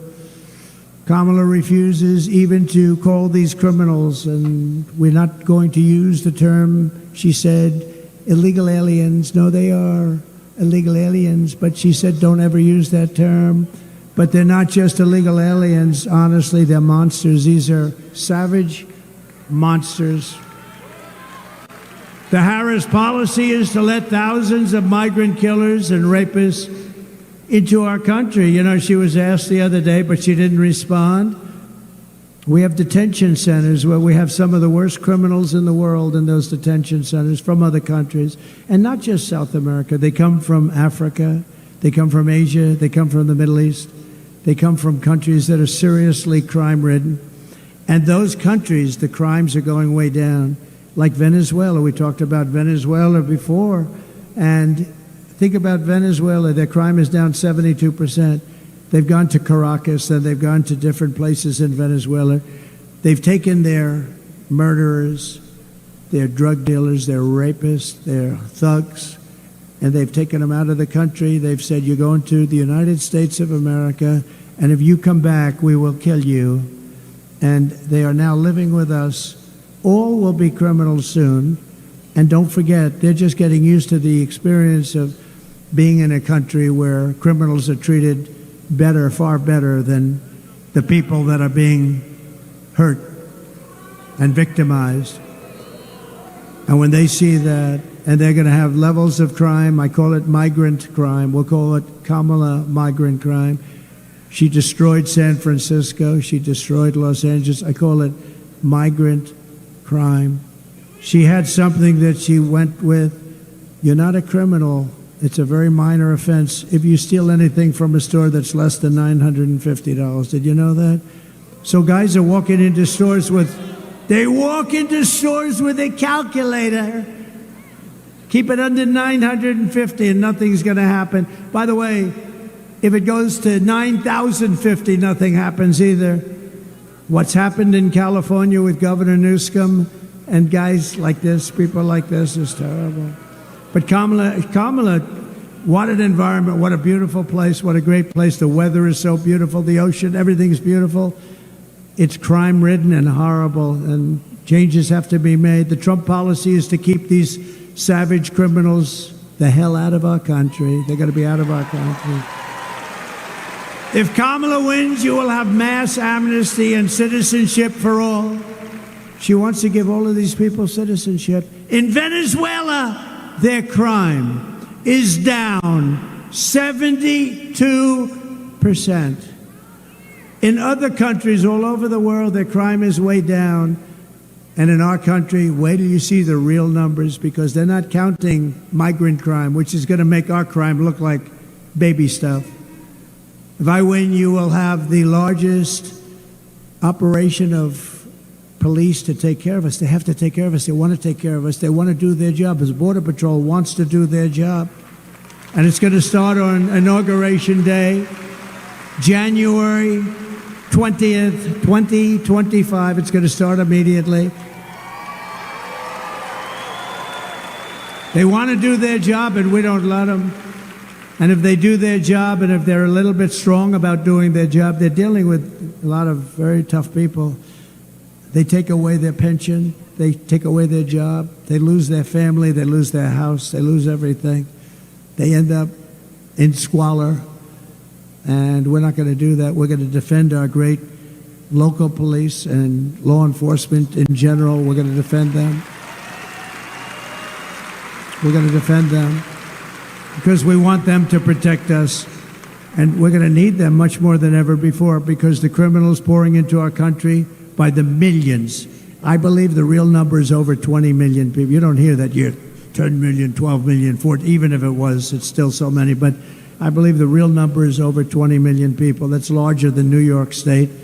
Kamala Harris wants to eliminate private health insurance and give free taxpayer-funded health care to every single illegal alien in the country. They want to give. And then you wonder, why do they come up? You know why they come up? Because guys like Newscomb and others are saying, come to our country, we'll give you health care. You know what they're doing to your school system is incredible. People are taking the seats of your children. Your children can't go to school, and you have people taking their seats that don't speak a word of English, come from a foreign country, and your kids aren't getting educated. Your kids are not getting educated. They're considered like secondary citizens. And this is Kamala and Joe to a lesser extent. Look, Joe's lost. Forget him. By contrast, I'm going to keep the Affordable Care Act unless we can do something much better. We'll keep it, but we can do much better. It's too expensive for the people. They can't afford it. It's lousy health care. If we can do something better, we're working on it. If we can do something better, but we will never let anybody touch it unless we have something better. We're going to deliver lower prices, lower drug costs, and new options that will dramatically reduce the crushing burden on all American patients. And Kamala and Crooked Joe, they try and take credit for $35 insulin, but I was the one that did the $35 insulin, not them. Just kicked in during their administration. I remember a few years ago, I said, boy, oh boy. They said, sir, this will kick in over the next 2.5, 3 years. I said, what about now? You couldn't do it, just a process. I said, I hope I win the presidency because I want to get credit for that. But, he gets up there, oh, we got $35. I got it. Kamala Harris's Democrat Party is the party of health care for illegals. The Republican Party is the party of common sense. We really are the party of common sense, ultimately. So we will bring back our supply chains, and they've been so devastated. Our supply chains are devastated. You order something, and they say, sir, that'll be 4 months. And then 4 months comes up, and they say it's going to be another 4 months. It's stuck at sea. They have no idea where the hell it is. But we're going to bring them back from China and other foreign countries, ending costly supply chain disruptions, and they are really bad. They're as bad now as they were, but we get used to it. We're living like a third world country. Who thought? As we reduce burdens on domestic manufacturers, American workers will make our critical goods better and cheaper right here in the USA and right here in the Commonwealth of Pennsylvania. And I will, with David, revoke China's most favored nation's trade status. They have a huge advantage because they are a growing nation. Well, we're a growing nation, too. We're a nation that is crippled. We are a horribly crippled nation. And China gets all of these advantages in trade because they consider themselves to be a growing nation. Well, we're a growing nation, too. And I did that already. I will pass what will be known as the Trump Reciprocal Trade Act. If China or any other country makes us pay 100 or 200% tariff, we will make them pay a reciprocal tariff of 100 or 200% right back. You hurt us, we hurt you. It's called an eye for an eye.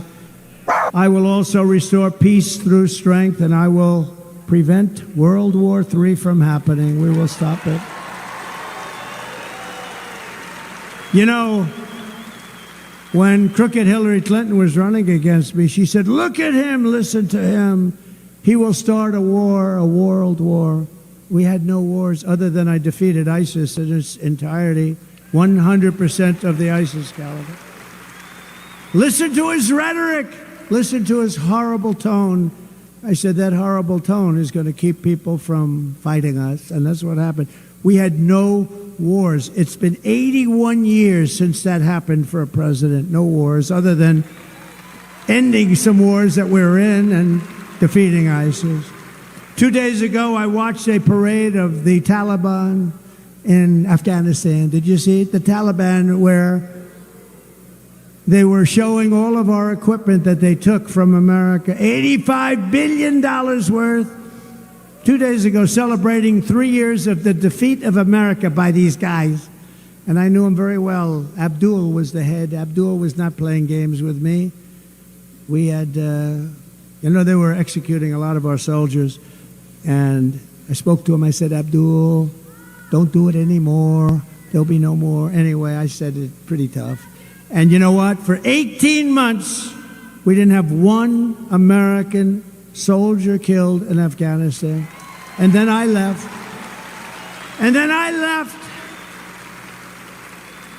And this bunch of incompetent people took over, and it all started up again. And then they had the most embarrassing day in the history of our country, I thought. But she bragged about being the last person in the room that night, the night that they decided to do whatever they decided to do. In other words, she had the final vote, and she bragged about it. It's been the most embarrassing moment in the history of our country, Afghanistan. It should have never, ever happened. We should have gotten out with dignity and strength. And you don't take your military out first. You take your military out last. They couldn't believe we did it. Under Trump, we will have no more wars, no more disruptions, and we will have prosperity and peace for all. And again, we're going to bring back that American dream for all of the young people in this audience and some of the old ones. This is how we will end the era of inflation, mayhem, and misery under Kamala and crooked Joe Biden, and unleash safety, prosperity, and promise for Americans of every race, religion, color, and creed. Every single one of them are going to understand peace and wealth. And we're going to be a dominant force again. We're going to be respected as a country again. Right now, we're being laughed at. Together, we will deliver low taxes, low regulations, low energy costs, low interest rates, low inflation. We had almost no inflation during my 4 years, almost nothing. And they went up to 9.5%. And that number is a fake number because they don't add the worst categories. It was much higher than that. But it was record-setting inflation that everyone can. We're going to make sure, afford your groceries, afford a car, afford a home, low interest rates. We're going to get it all down. We will stop the invasion. We will end migrant crime. We will support our great police. We will strengthen our military, build a missile defense shield over the top of our country, an Iron Dome. It'll be a great Iron Dome, and much of it will be made right here in the Commonwealth of Pennsylvania. Why shouldn't we have that? Why shouldn't we have that?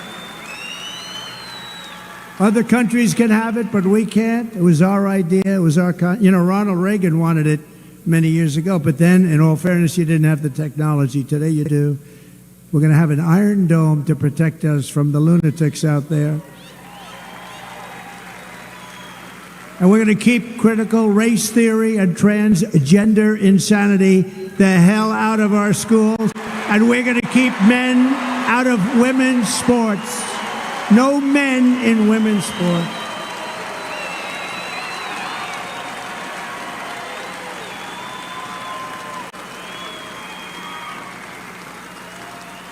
Did you see in the Olympics? They had two transitioned. They transitioned They were men, they transitioned to women, and they were in the boxing. And a young Italian woman was boxing one of the transitioned men, and she got hit with a jab, just boom. A jab is not like the hard. This is the harder one, right? If you're right-handed. Boom. And she backed up. She said, what just hit me? I just got hit with a horse. What just hit me? Think of that. Then he did it again. Boom. And she said, okay, that's enough. 2 jabs. Then the other one. And by the way, he went on to easily win the gold medal. He just walked through everybody. He won the gold medal. Then there was another one, a transitioned man, and he also won the gold medal. He transitioned, and he won the gold medal very easily. So the 2 fighters won the gold medals very easily. And she came out, the Italian girl, beautiful girl, very good boxer. And she said, nobody's ever hit me like that. 2 jabs. She said, I've never been hit. She just said, that's enough, that's enough. It's crazy. It's so demeaning to women. How about the weightlifting? Hundreds of pounds more, hundreds. Records that haven't been broken in 18 years. 1/8 of an ounce here, 1/8 of an ounce. And they can't do it. You could do it. They can't do it. And a guy comes out, excuse me, a transitioned person. Ping. How much more is that? Oh, that's 128 pounds more. How crazy is this? Our country has gone crazy. And we're going to put it back on track. We are the party of common sense. We will defend the Second Amendment, restore free speech, and we will secure our elections. Everyone will prosper. Every family will thrive. We're going to be a thriving country again. And every day will be filled with joy, opportunity, and hope. Right now, it's filled with sorrow. It's sorrow. People are so embarrassed by what's happening to our country. They're waiting for Iran to drop weapons all over Israel, but it hasn't happened. You know why? Because our country is willing to pay them billions and billions of dollars. How about where they negotiate? I had 58 people we negotiated and we didn't pay. 58 hostages I got out, 59 I think, and got them out even from North Korea, the toughest. Had a good relationship with Kim Jong-un, but I got them out. But you never pay, because once you pay, you're going to pay. How about we pay $6 billion, $6 billion, and we get some out, and in the case of Russia, they get the Prince of Doom. You know who the Prince of Doom, the greatest arms dealer, they say, in the history of the world, and they got him, and we also gave $6 billion. It's so embarrassing, so embarrassing, and the world is watching. And you know, when you pay $6 billion, all of a sudden people are going to be disappearing from the streets all over the place, and it's a very bad precedent is being set in many ways, including the weaponization of our government. You know, I could have done that with Hillary Clinton, and I said to myself, how would it look? We're trying to unify the country. How would it look if I had arrested and put in prison the wife of the President of the United States? I thought it was not good. And then they do that to me. They want to put me away. But you know what? I get indicted for you. To me, I'm just here. I'm just standing in their way. I said to them, fellas, you know, I was no fan of Hillary, but I said, how would it look if we put her in prison? We're going to put Hillary Clinton, the wife, and a Secretary of State. We're going to put her in prison. But we never did this stuff. And then I came along. It's double standard. They do. They want to do it to me. So far, they've been very unsuccessful, but they would like to. We must defeat Kamala Harris, and we must stop her country-destroying liberal agenda, liberal like nobody's ever seen in the history of our country. So get your friends, get your family, register, volunteer, get out and vote for that guy right there, David. The radical left Democrats rigged the presidential election in 2020, and we're not going to allow them to rig the presidential election in 2024.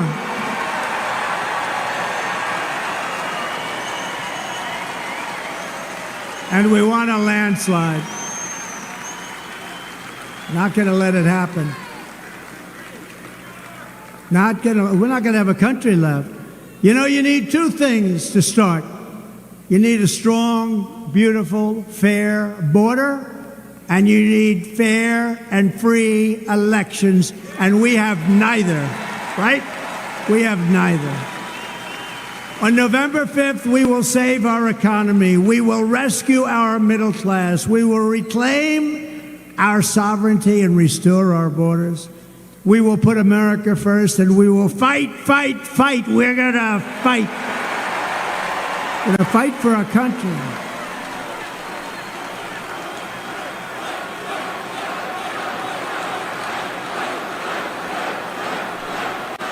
Thank you. Thank you. Thank you very much. But this is a very consequential Commonwealth, as we say, but this is a very consequential vote in Pennsylvania because they say that if you win Pennsylvania, you're going to win the whole thing. We cannot let these people win Pennsylvania. That includes David. Can't let it happen. And together we will make America powerful again. We're going to make it powerful. We will make America wealthy again. We will make America strong again. We will make America proud again. We will make America safe again. We will make America free again. And we will make America great again. Thank you very much, Pennsylvania. All right, I had to cut the music because, as you know, you're not allowed to play copyrighted music on YouTube. Looks like Trump spoke for about 2 hours. He was late getting on, so he got on about, I'd say about 4:45 or so. It's now 6:25. So I wrote down a note, and let me just make sure I have it. I got the timestamp. I'm going to go back and basically get this clip. The highlight of this rally. And, you know, a lot of people are like, oh, I've heard it before. He says the same thing. Yeah, because, like, you know, bands, when they go on tour, they play different songs. No, they play the same songs. But the song he inserted this time, the big difference, one, you got to meet my dog, but number two, the big difference was he brought that gentleman on from Venezuela. That will not be played on any media. You won't see that on CNN. You won't see that on MSNBC. None of them. They will never even mention that. It will be memory hold. It's going to be ghosted. Except I'm going to post it. I'm going to cut that out and make that its own video. That needs to be talked about. In my mind, he should have a rally down here in South Florida. And at the rally in South Florida, he should probably speak for about 10 minutes.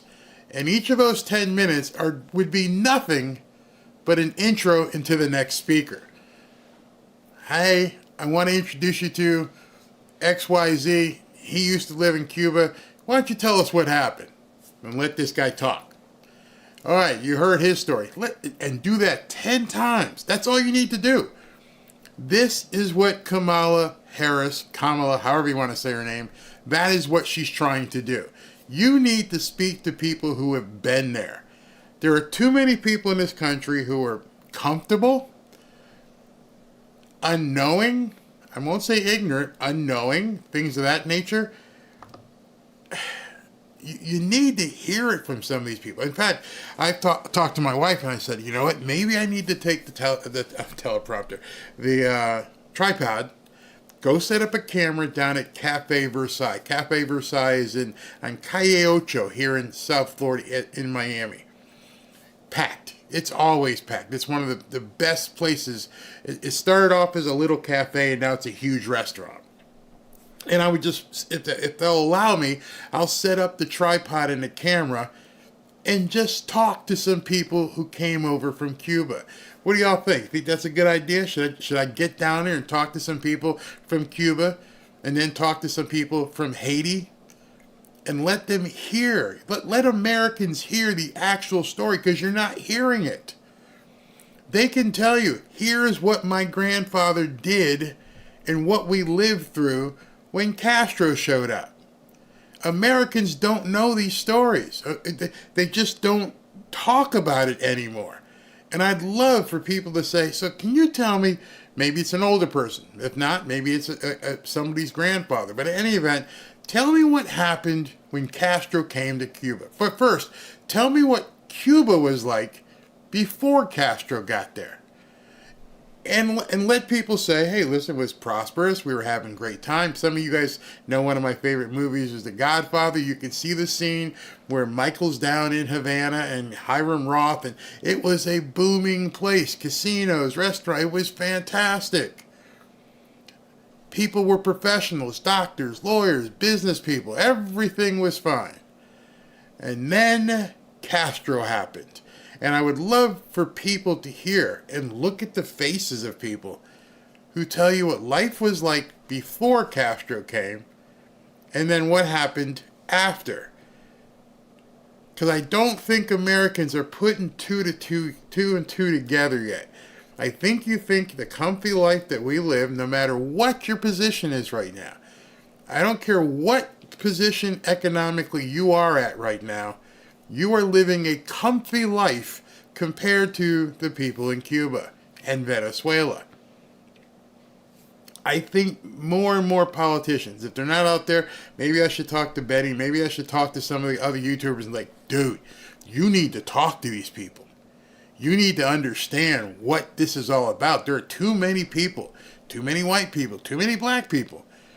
Myself, until I moved to South Florida, and I'm like, what in the hell is going on here? What happened? You were a doctor and you one night had to like pack all your stuff that you could put in a suitcase and leave everything?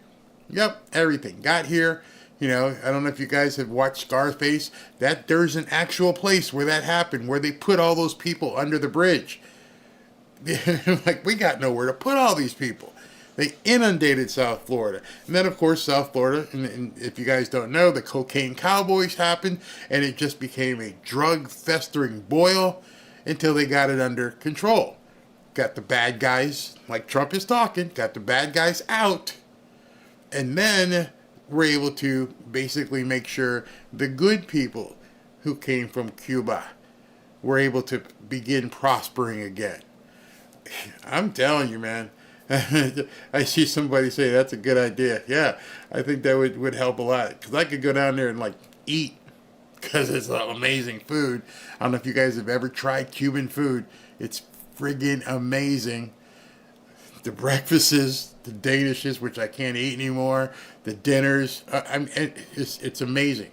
I go down there, and my father, as I've said many times on this show, my father was from Jamaica, so I felt I knew the Caribbean, cuisine.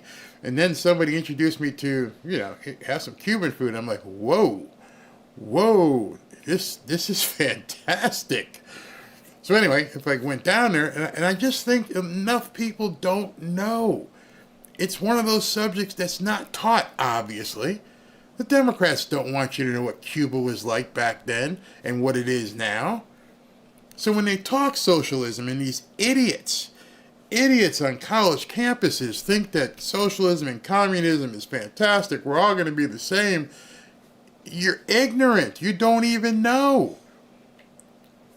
That 2 or 3 minutes that young gentleman spoke was the only thing of that Trump needed to bring out today. Everything else we've heard before, he should have just said, you know what, I'm done with my speech. I'm just going to let this gentleman talk. And then watch everybody lean in. And I watched some of the people behind the stage, and I watched them kind of get quiet and like, what do you mean? It's like, hey, we were fine, and this happened. And then all of a sudden, we were standing in line waiting for bread. I know people who have came from Cuba on rafts, risked their lives in shark-infested waters to get the hell out of Cuba, to get the hell out of Haiti. I don't know if you guys have ever seen the video of people in Haiti eating dirt cookies. And I'm not using that as a euphemism for a different kind of spice. They were eating dirt cookies. Pour some water, take some dirt, put it in the sun to bake, and then eat it. Your life, no matter what it is in America, is not as bad as what some people had to deal with in Haiti and Cuba. And there's probably other areas, I just don't know them. When these people took over, we need to know that. We need to show people this before September. They need to understand at this point, this is just the tip. She's getting in to control food.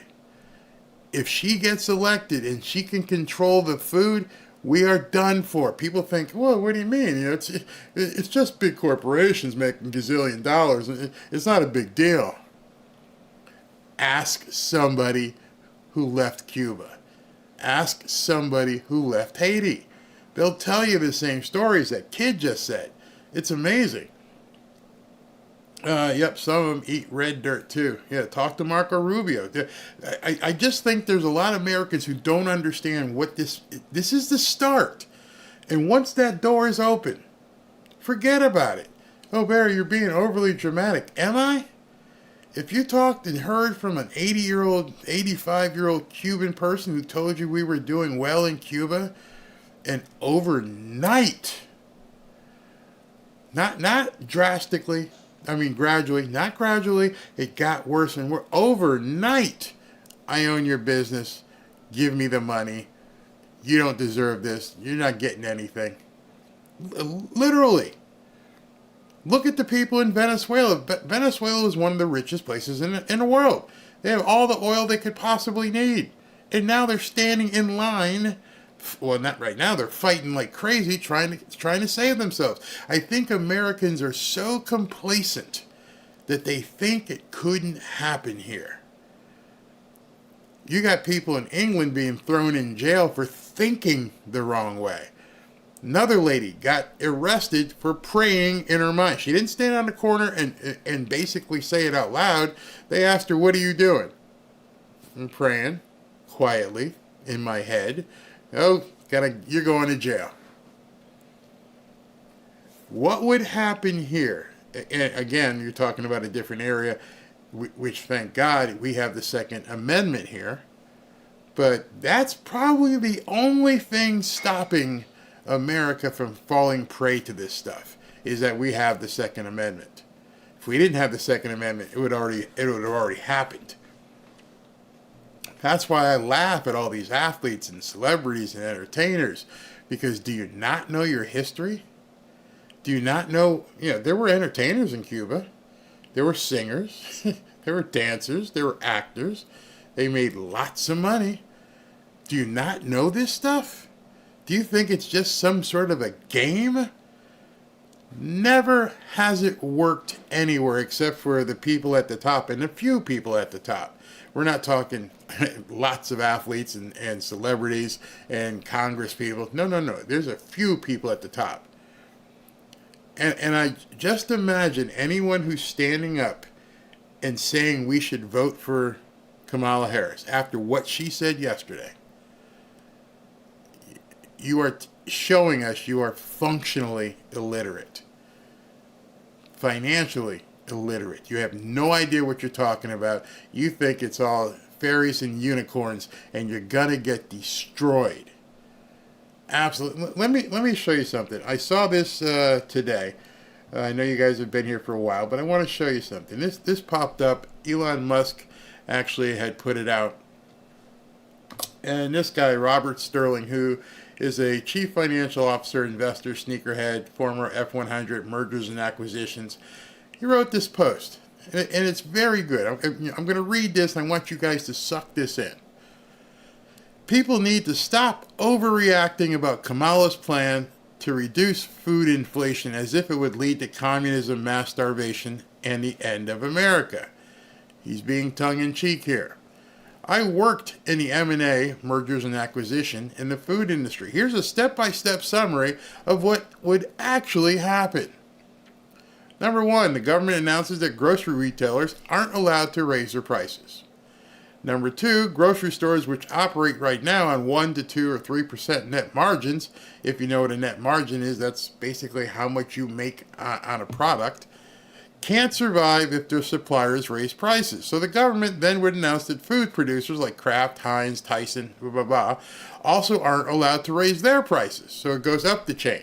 And I played a video yesterday where Bob Casey from Pennsylvania actually said that. He goes, no, we don't need just to go after the grocery stores. We need to go after the suppliers. So he's saying the right things here. Not all grocery stores are created equal. Stores in lower income areas make less money, less than the 1 to 3% margin, than those in the higher income areas, as the former disproportionately sell lower margin prepackaged foods, Cheetos, chips. If you go into a store in the hood, you see some of the crappiest stuff being sold. Because instead of higher margin products like meat, because stores in lower income areas aren't able to cover the overhead. Remember, even if their wholesale costs are fixed, their labor, utilities, insurance, and other operating expenses aren't fixed. You understand that? Your electricity isn't the same every single month. It goes up and down. We live here in South Florida. I can tell you that basically from about June, maybe even late May to September, your bills double. 40% higher. Why? Because it's hot and you have to run your air conditioning, if you have air conditioning. I said, go further. Food deserts in rural areas and the low-income areas are likely to become worse. Food deserts are places where you don't have as many opportunities to go in the store. There's not many stores. So now you have a food desert. People can't even buy food there because there's nobody else selling anymore. So you got to drive 20 or 30 miles to even get to a market. You follow me? Number 4, meanwhile, margins for food producers are also quickly eroding. Their primary costs, energy, food, labor, aren't fixed, and their shrinking gross profits have less cash flow available to cover overhead, maintain facilities, and reinvest in additional production capacity. Meaning, we can't afford to give you any product for you to sell less. We can't. I'm not in business as a charity. I'm in the business to make money. They're not letting me make money, so I'm not going to be able to produce and then give you food to sell, which just takes that supply chain and goes, boom, goes out. Grocery chains, which have finite shelf space. And what he means by that, when you walk into a grocery store, no matter what store it is, there's only so much space. And to get on that space, you have to have a product that's actually selling. Go ahead and watch some Shark Tank. Kevin O'Leary will talk about that many times. He will tell you, listen, you're either going to have to pay for shelf space or show that your product can sell. They're just not going to give you that slot. There's too many other competing products. Okay, so they'll start to repurpose their stores, those that didn't have to shut down, to sell more non-price controlled items. Everything from nutritional supplements to kitchenware to apparel and less price controlled food products. Your local Kroger or Subway, or down here Publix, it starts to look and feel more like Walmart. I told you that earlier. That idiot who said that they were making big zillions of dollars didn't understand that the grocery stuff was over here and all the rest of the stuff was electronics, clothing, and everything else. So that's what you'll start seeing in grocery stores, because we still have to make money, but instead now we got to sell other things than just food. The food's just over here. You know, if you walk in one day and there's no flour, sorry, that's it. You want to buy TV? Food producers stop making products with lower margins. Grocery chains start competing with each other to secure inventory. This is really important.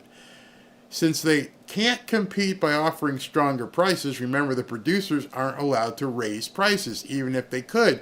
Grocery chains no longer have the gross profit to bear price increases. So now what I'm going to do is basically increase my inventory to choke out these other stores.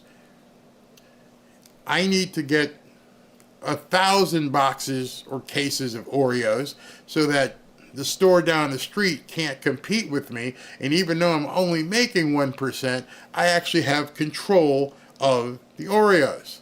Well, what about that store? Sorry, they're not going to be available. So he who has the money and he who has the strength will put the other people out of business. Let's go. Number 7, small grocery chains start to shut down entirely or get sold to larger chains like Kroger, and then you have the Pac-Man mentality. The big chains start eating up the little stores. In addition to not being able to cover fixed costs, a major reason for this is because they can no longer reliably secure delivery of products because, you got to drive the stuff from store to store due to producers prioritizing sales to larger customers. So, I can't sell this to you because I'm selling, I've got 1,000 cases of Oreos, but I need to make the money now, so I'm going to sell 850 of those cases to the South Florida School District. Let them do it because they're going to pay me right now. I can't afford to have this stuff sit on a shelf. I need to move it, which means there's less for me to sell to consumers, which are able to leverage their stronger balance sheets to offer superior payment terms. Smaller food producers, which typically sell by distributors rather than to grocery chains, start to go out of business. So it's just this trickling effect where you just can't sustain yourself anymore. It's just not there. You're not getting the product, and the product that you do have is not allowing you to have the profitability that you used to have. This all starts from what she said yesterday. Yesterday was the trigger for all of this to happen. When grocery stores aren't able to raise prices, cutting product costs becomes all the more important, and deprioritizing purchases from smaller producers is an easy way to do so. Just not even going to bother with you anymore. See, business is going to business. Business is going to try and survive. Business is not going to basically sit down and just accept what Kamala Harris is going to say. They're going to try and consolidate and find out the best way to make money. And the best way to make money is knock this other guy out the box. But that guy services a neighborhood of 500 houses. Sorry, we're taking all your stuff. We're going to consolidate all the product right here. You can't compete with us anymore. Just imagine that happening throughout your entire state. As supply chains break down, lines start to form outside grocery stores every morning. If you've ever, like I've said before, if you ever went through a hurricane down here and the gas is only available at certain gas stations because the other gas stations haven't gotten their fill yet, and that's a great analogy, just so you understand. When the hurricanes come and there's a delay in getting the supply chain fixed and getting products to the stores, specifically gas, where does the gas go first? The independent guy is way down on the list. First thing you get is you get something like a 7-Eleven. So all the trucks take all the gas to the 7-Elevens. Why? Because 7-Eleven is going to buy 1 million gallons at one shot. We're going to take 1 million gallons from you, get it out to my stores. But what about my Quick Mart? Sorry, you're going to have to wait. And luckily down here, when you have hurricanes, it's only for a short period of time. So you may have to wait a week before you get gas again. In the interim, your sales aren't pumping. You're not selling lottery tickets. You're not selling cigarettes. You're not selling candy. You're done. You're basically might as well just become a car wash. That's what's going to happen to food. Your local bodega is way down on the priority list.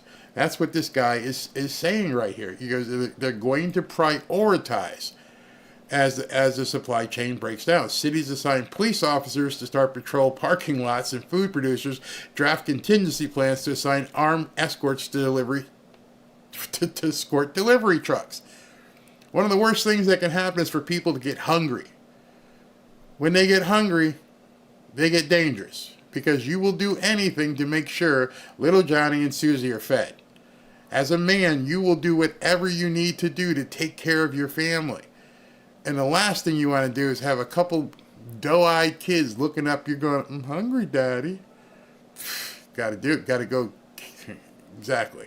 Number 10, the federal government announces a program to issue block grants for states to purchase and operate shuttered grocery stores. So now the government says, we'll take over these empty stores and we'll just buy them out. It'll be a company store. The USDA also seizes closed down production facilities and does what they want with them.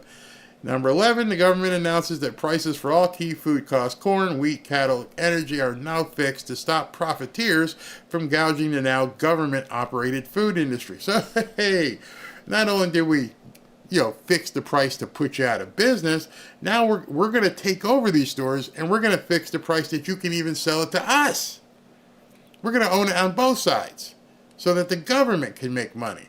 Shockingly, the government struggles to operate one of the most complex industries on the planet. The entire food supply chain starts imploding. 13, communism, mass starvation, and the end of America quickly ensue.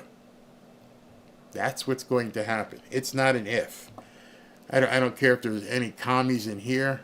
I don't care if there's dudes for Harris.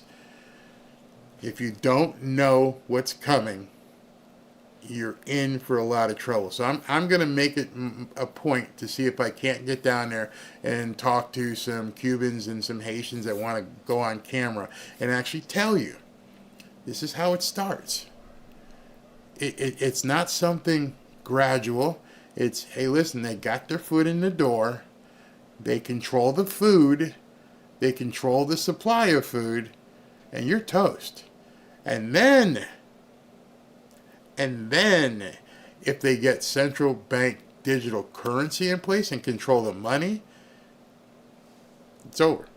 Game, set, match. We control the money. We control the food. I don't care if you have guns at this point because you're going to starve. We'll find you and your family in the house curled up eating dirt cookies, and you won't even have the ability to shoot the guy. You'll end up shooting your neighbor and trying to take their food. It will literally turn into Mad Max. Think I'm lying? Talk to a Cuban. Talk to a Haitian. Talk to a Venezuelan. They will tell you this is how it starts.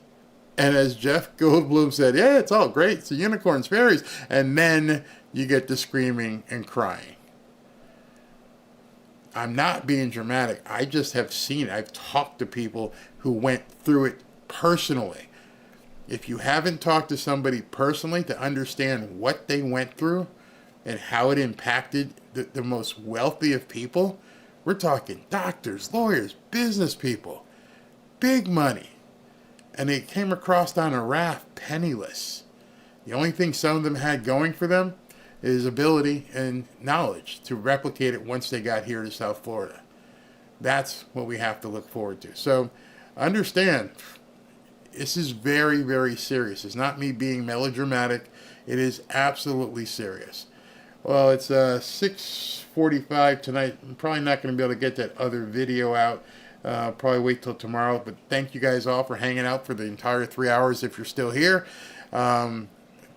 Big thing in this rally. I'm going to have to cut that up and get that out for sure. That part where that kid talked.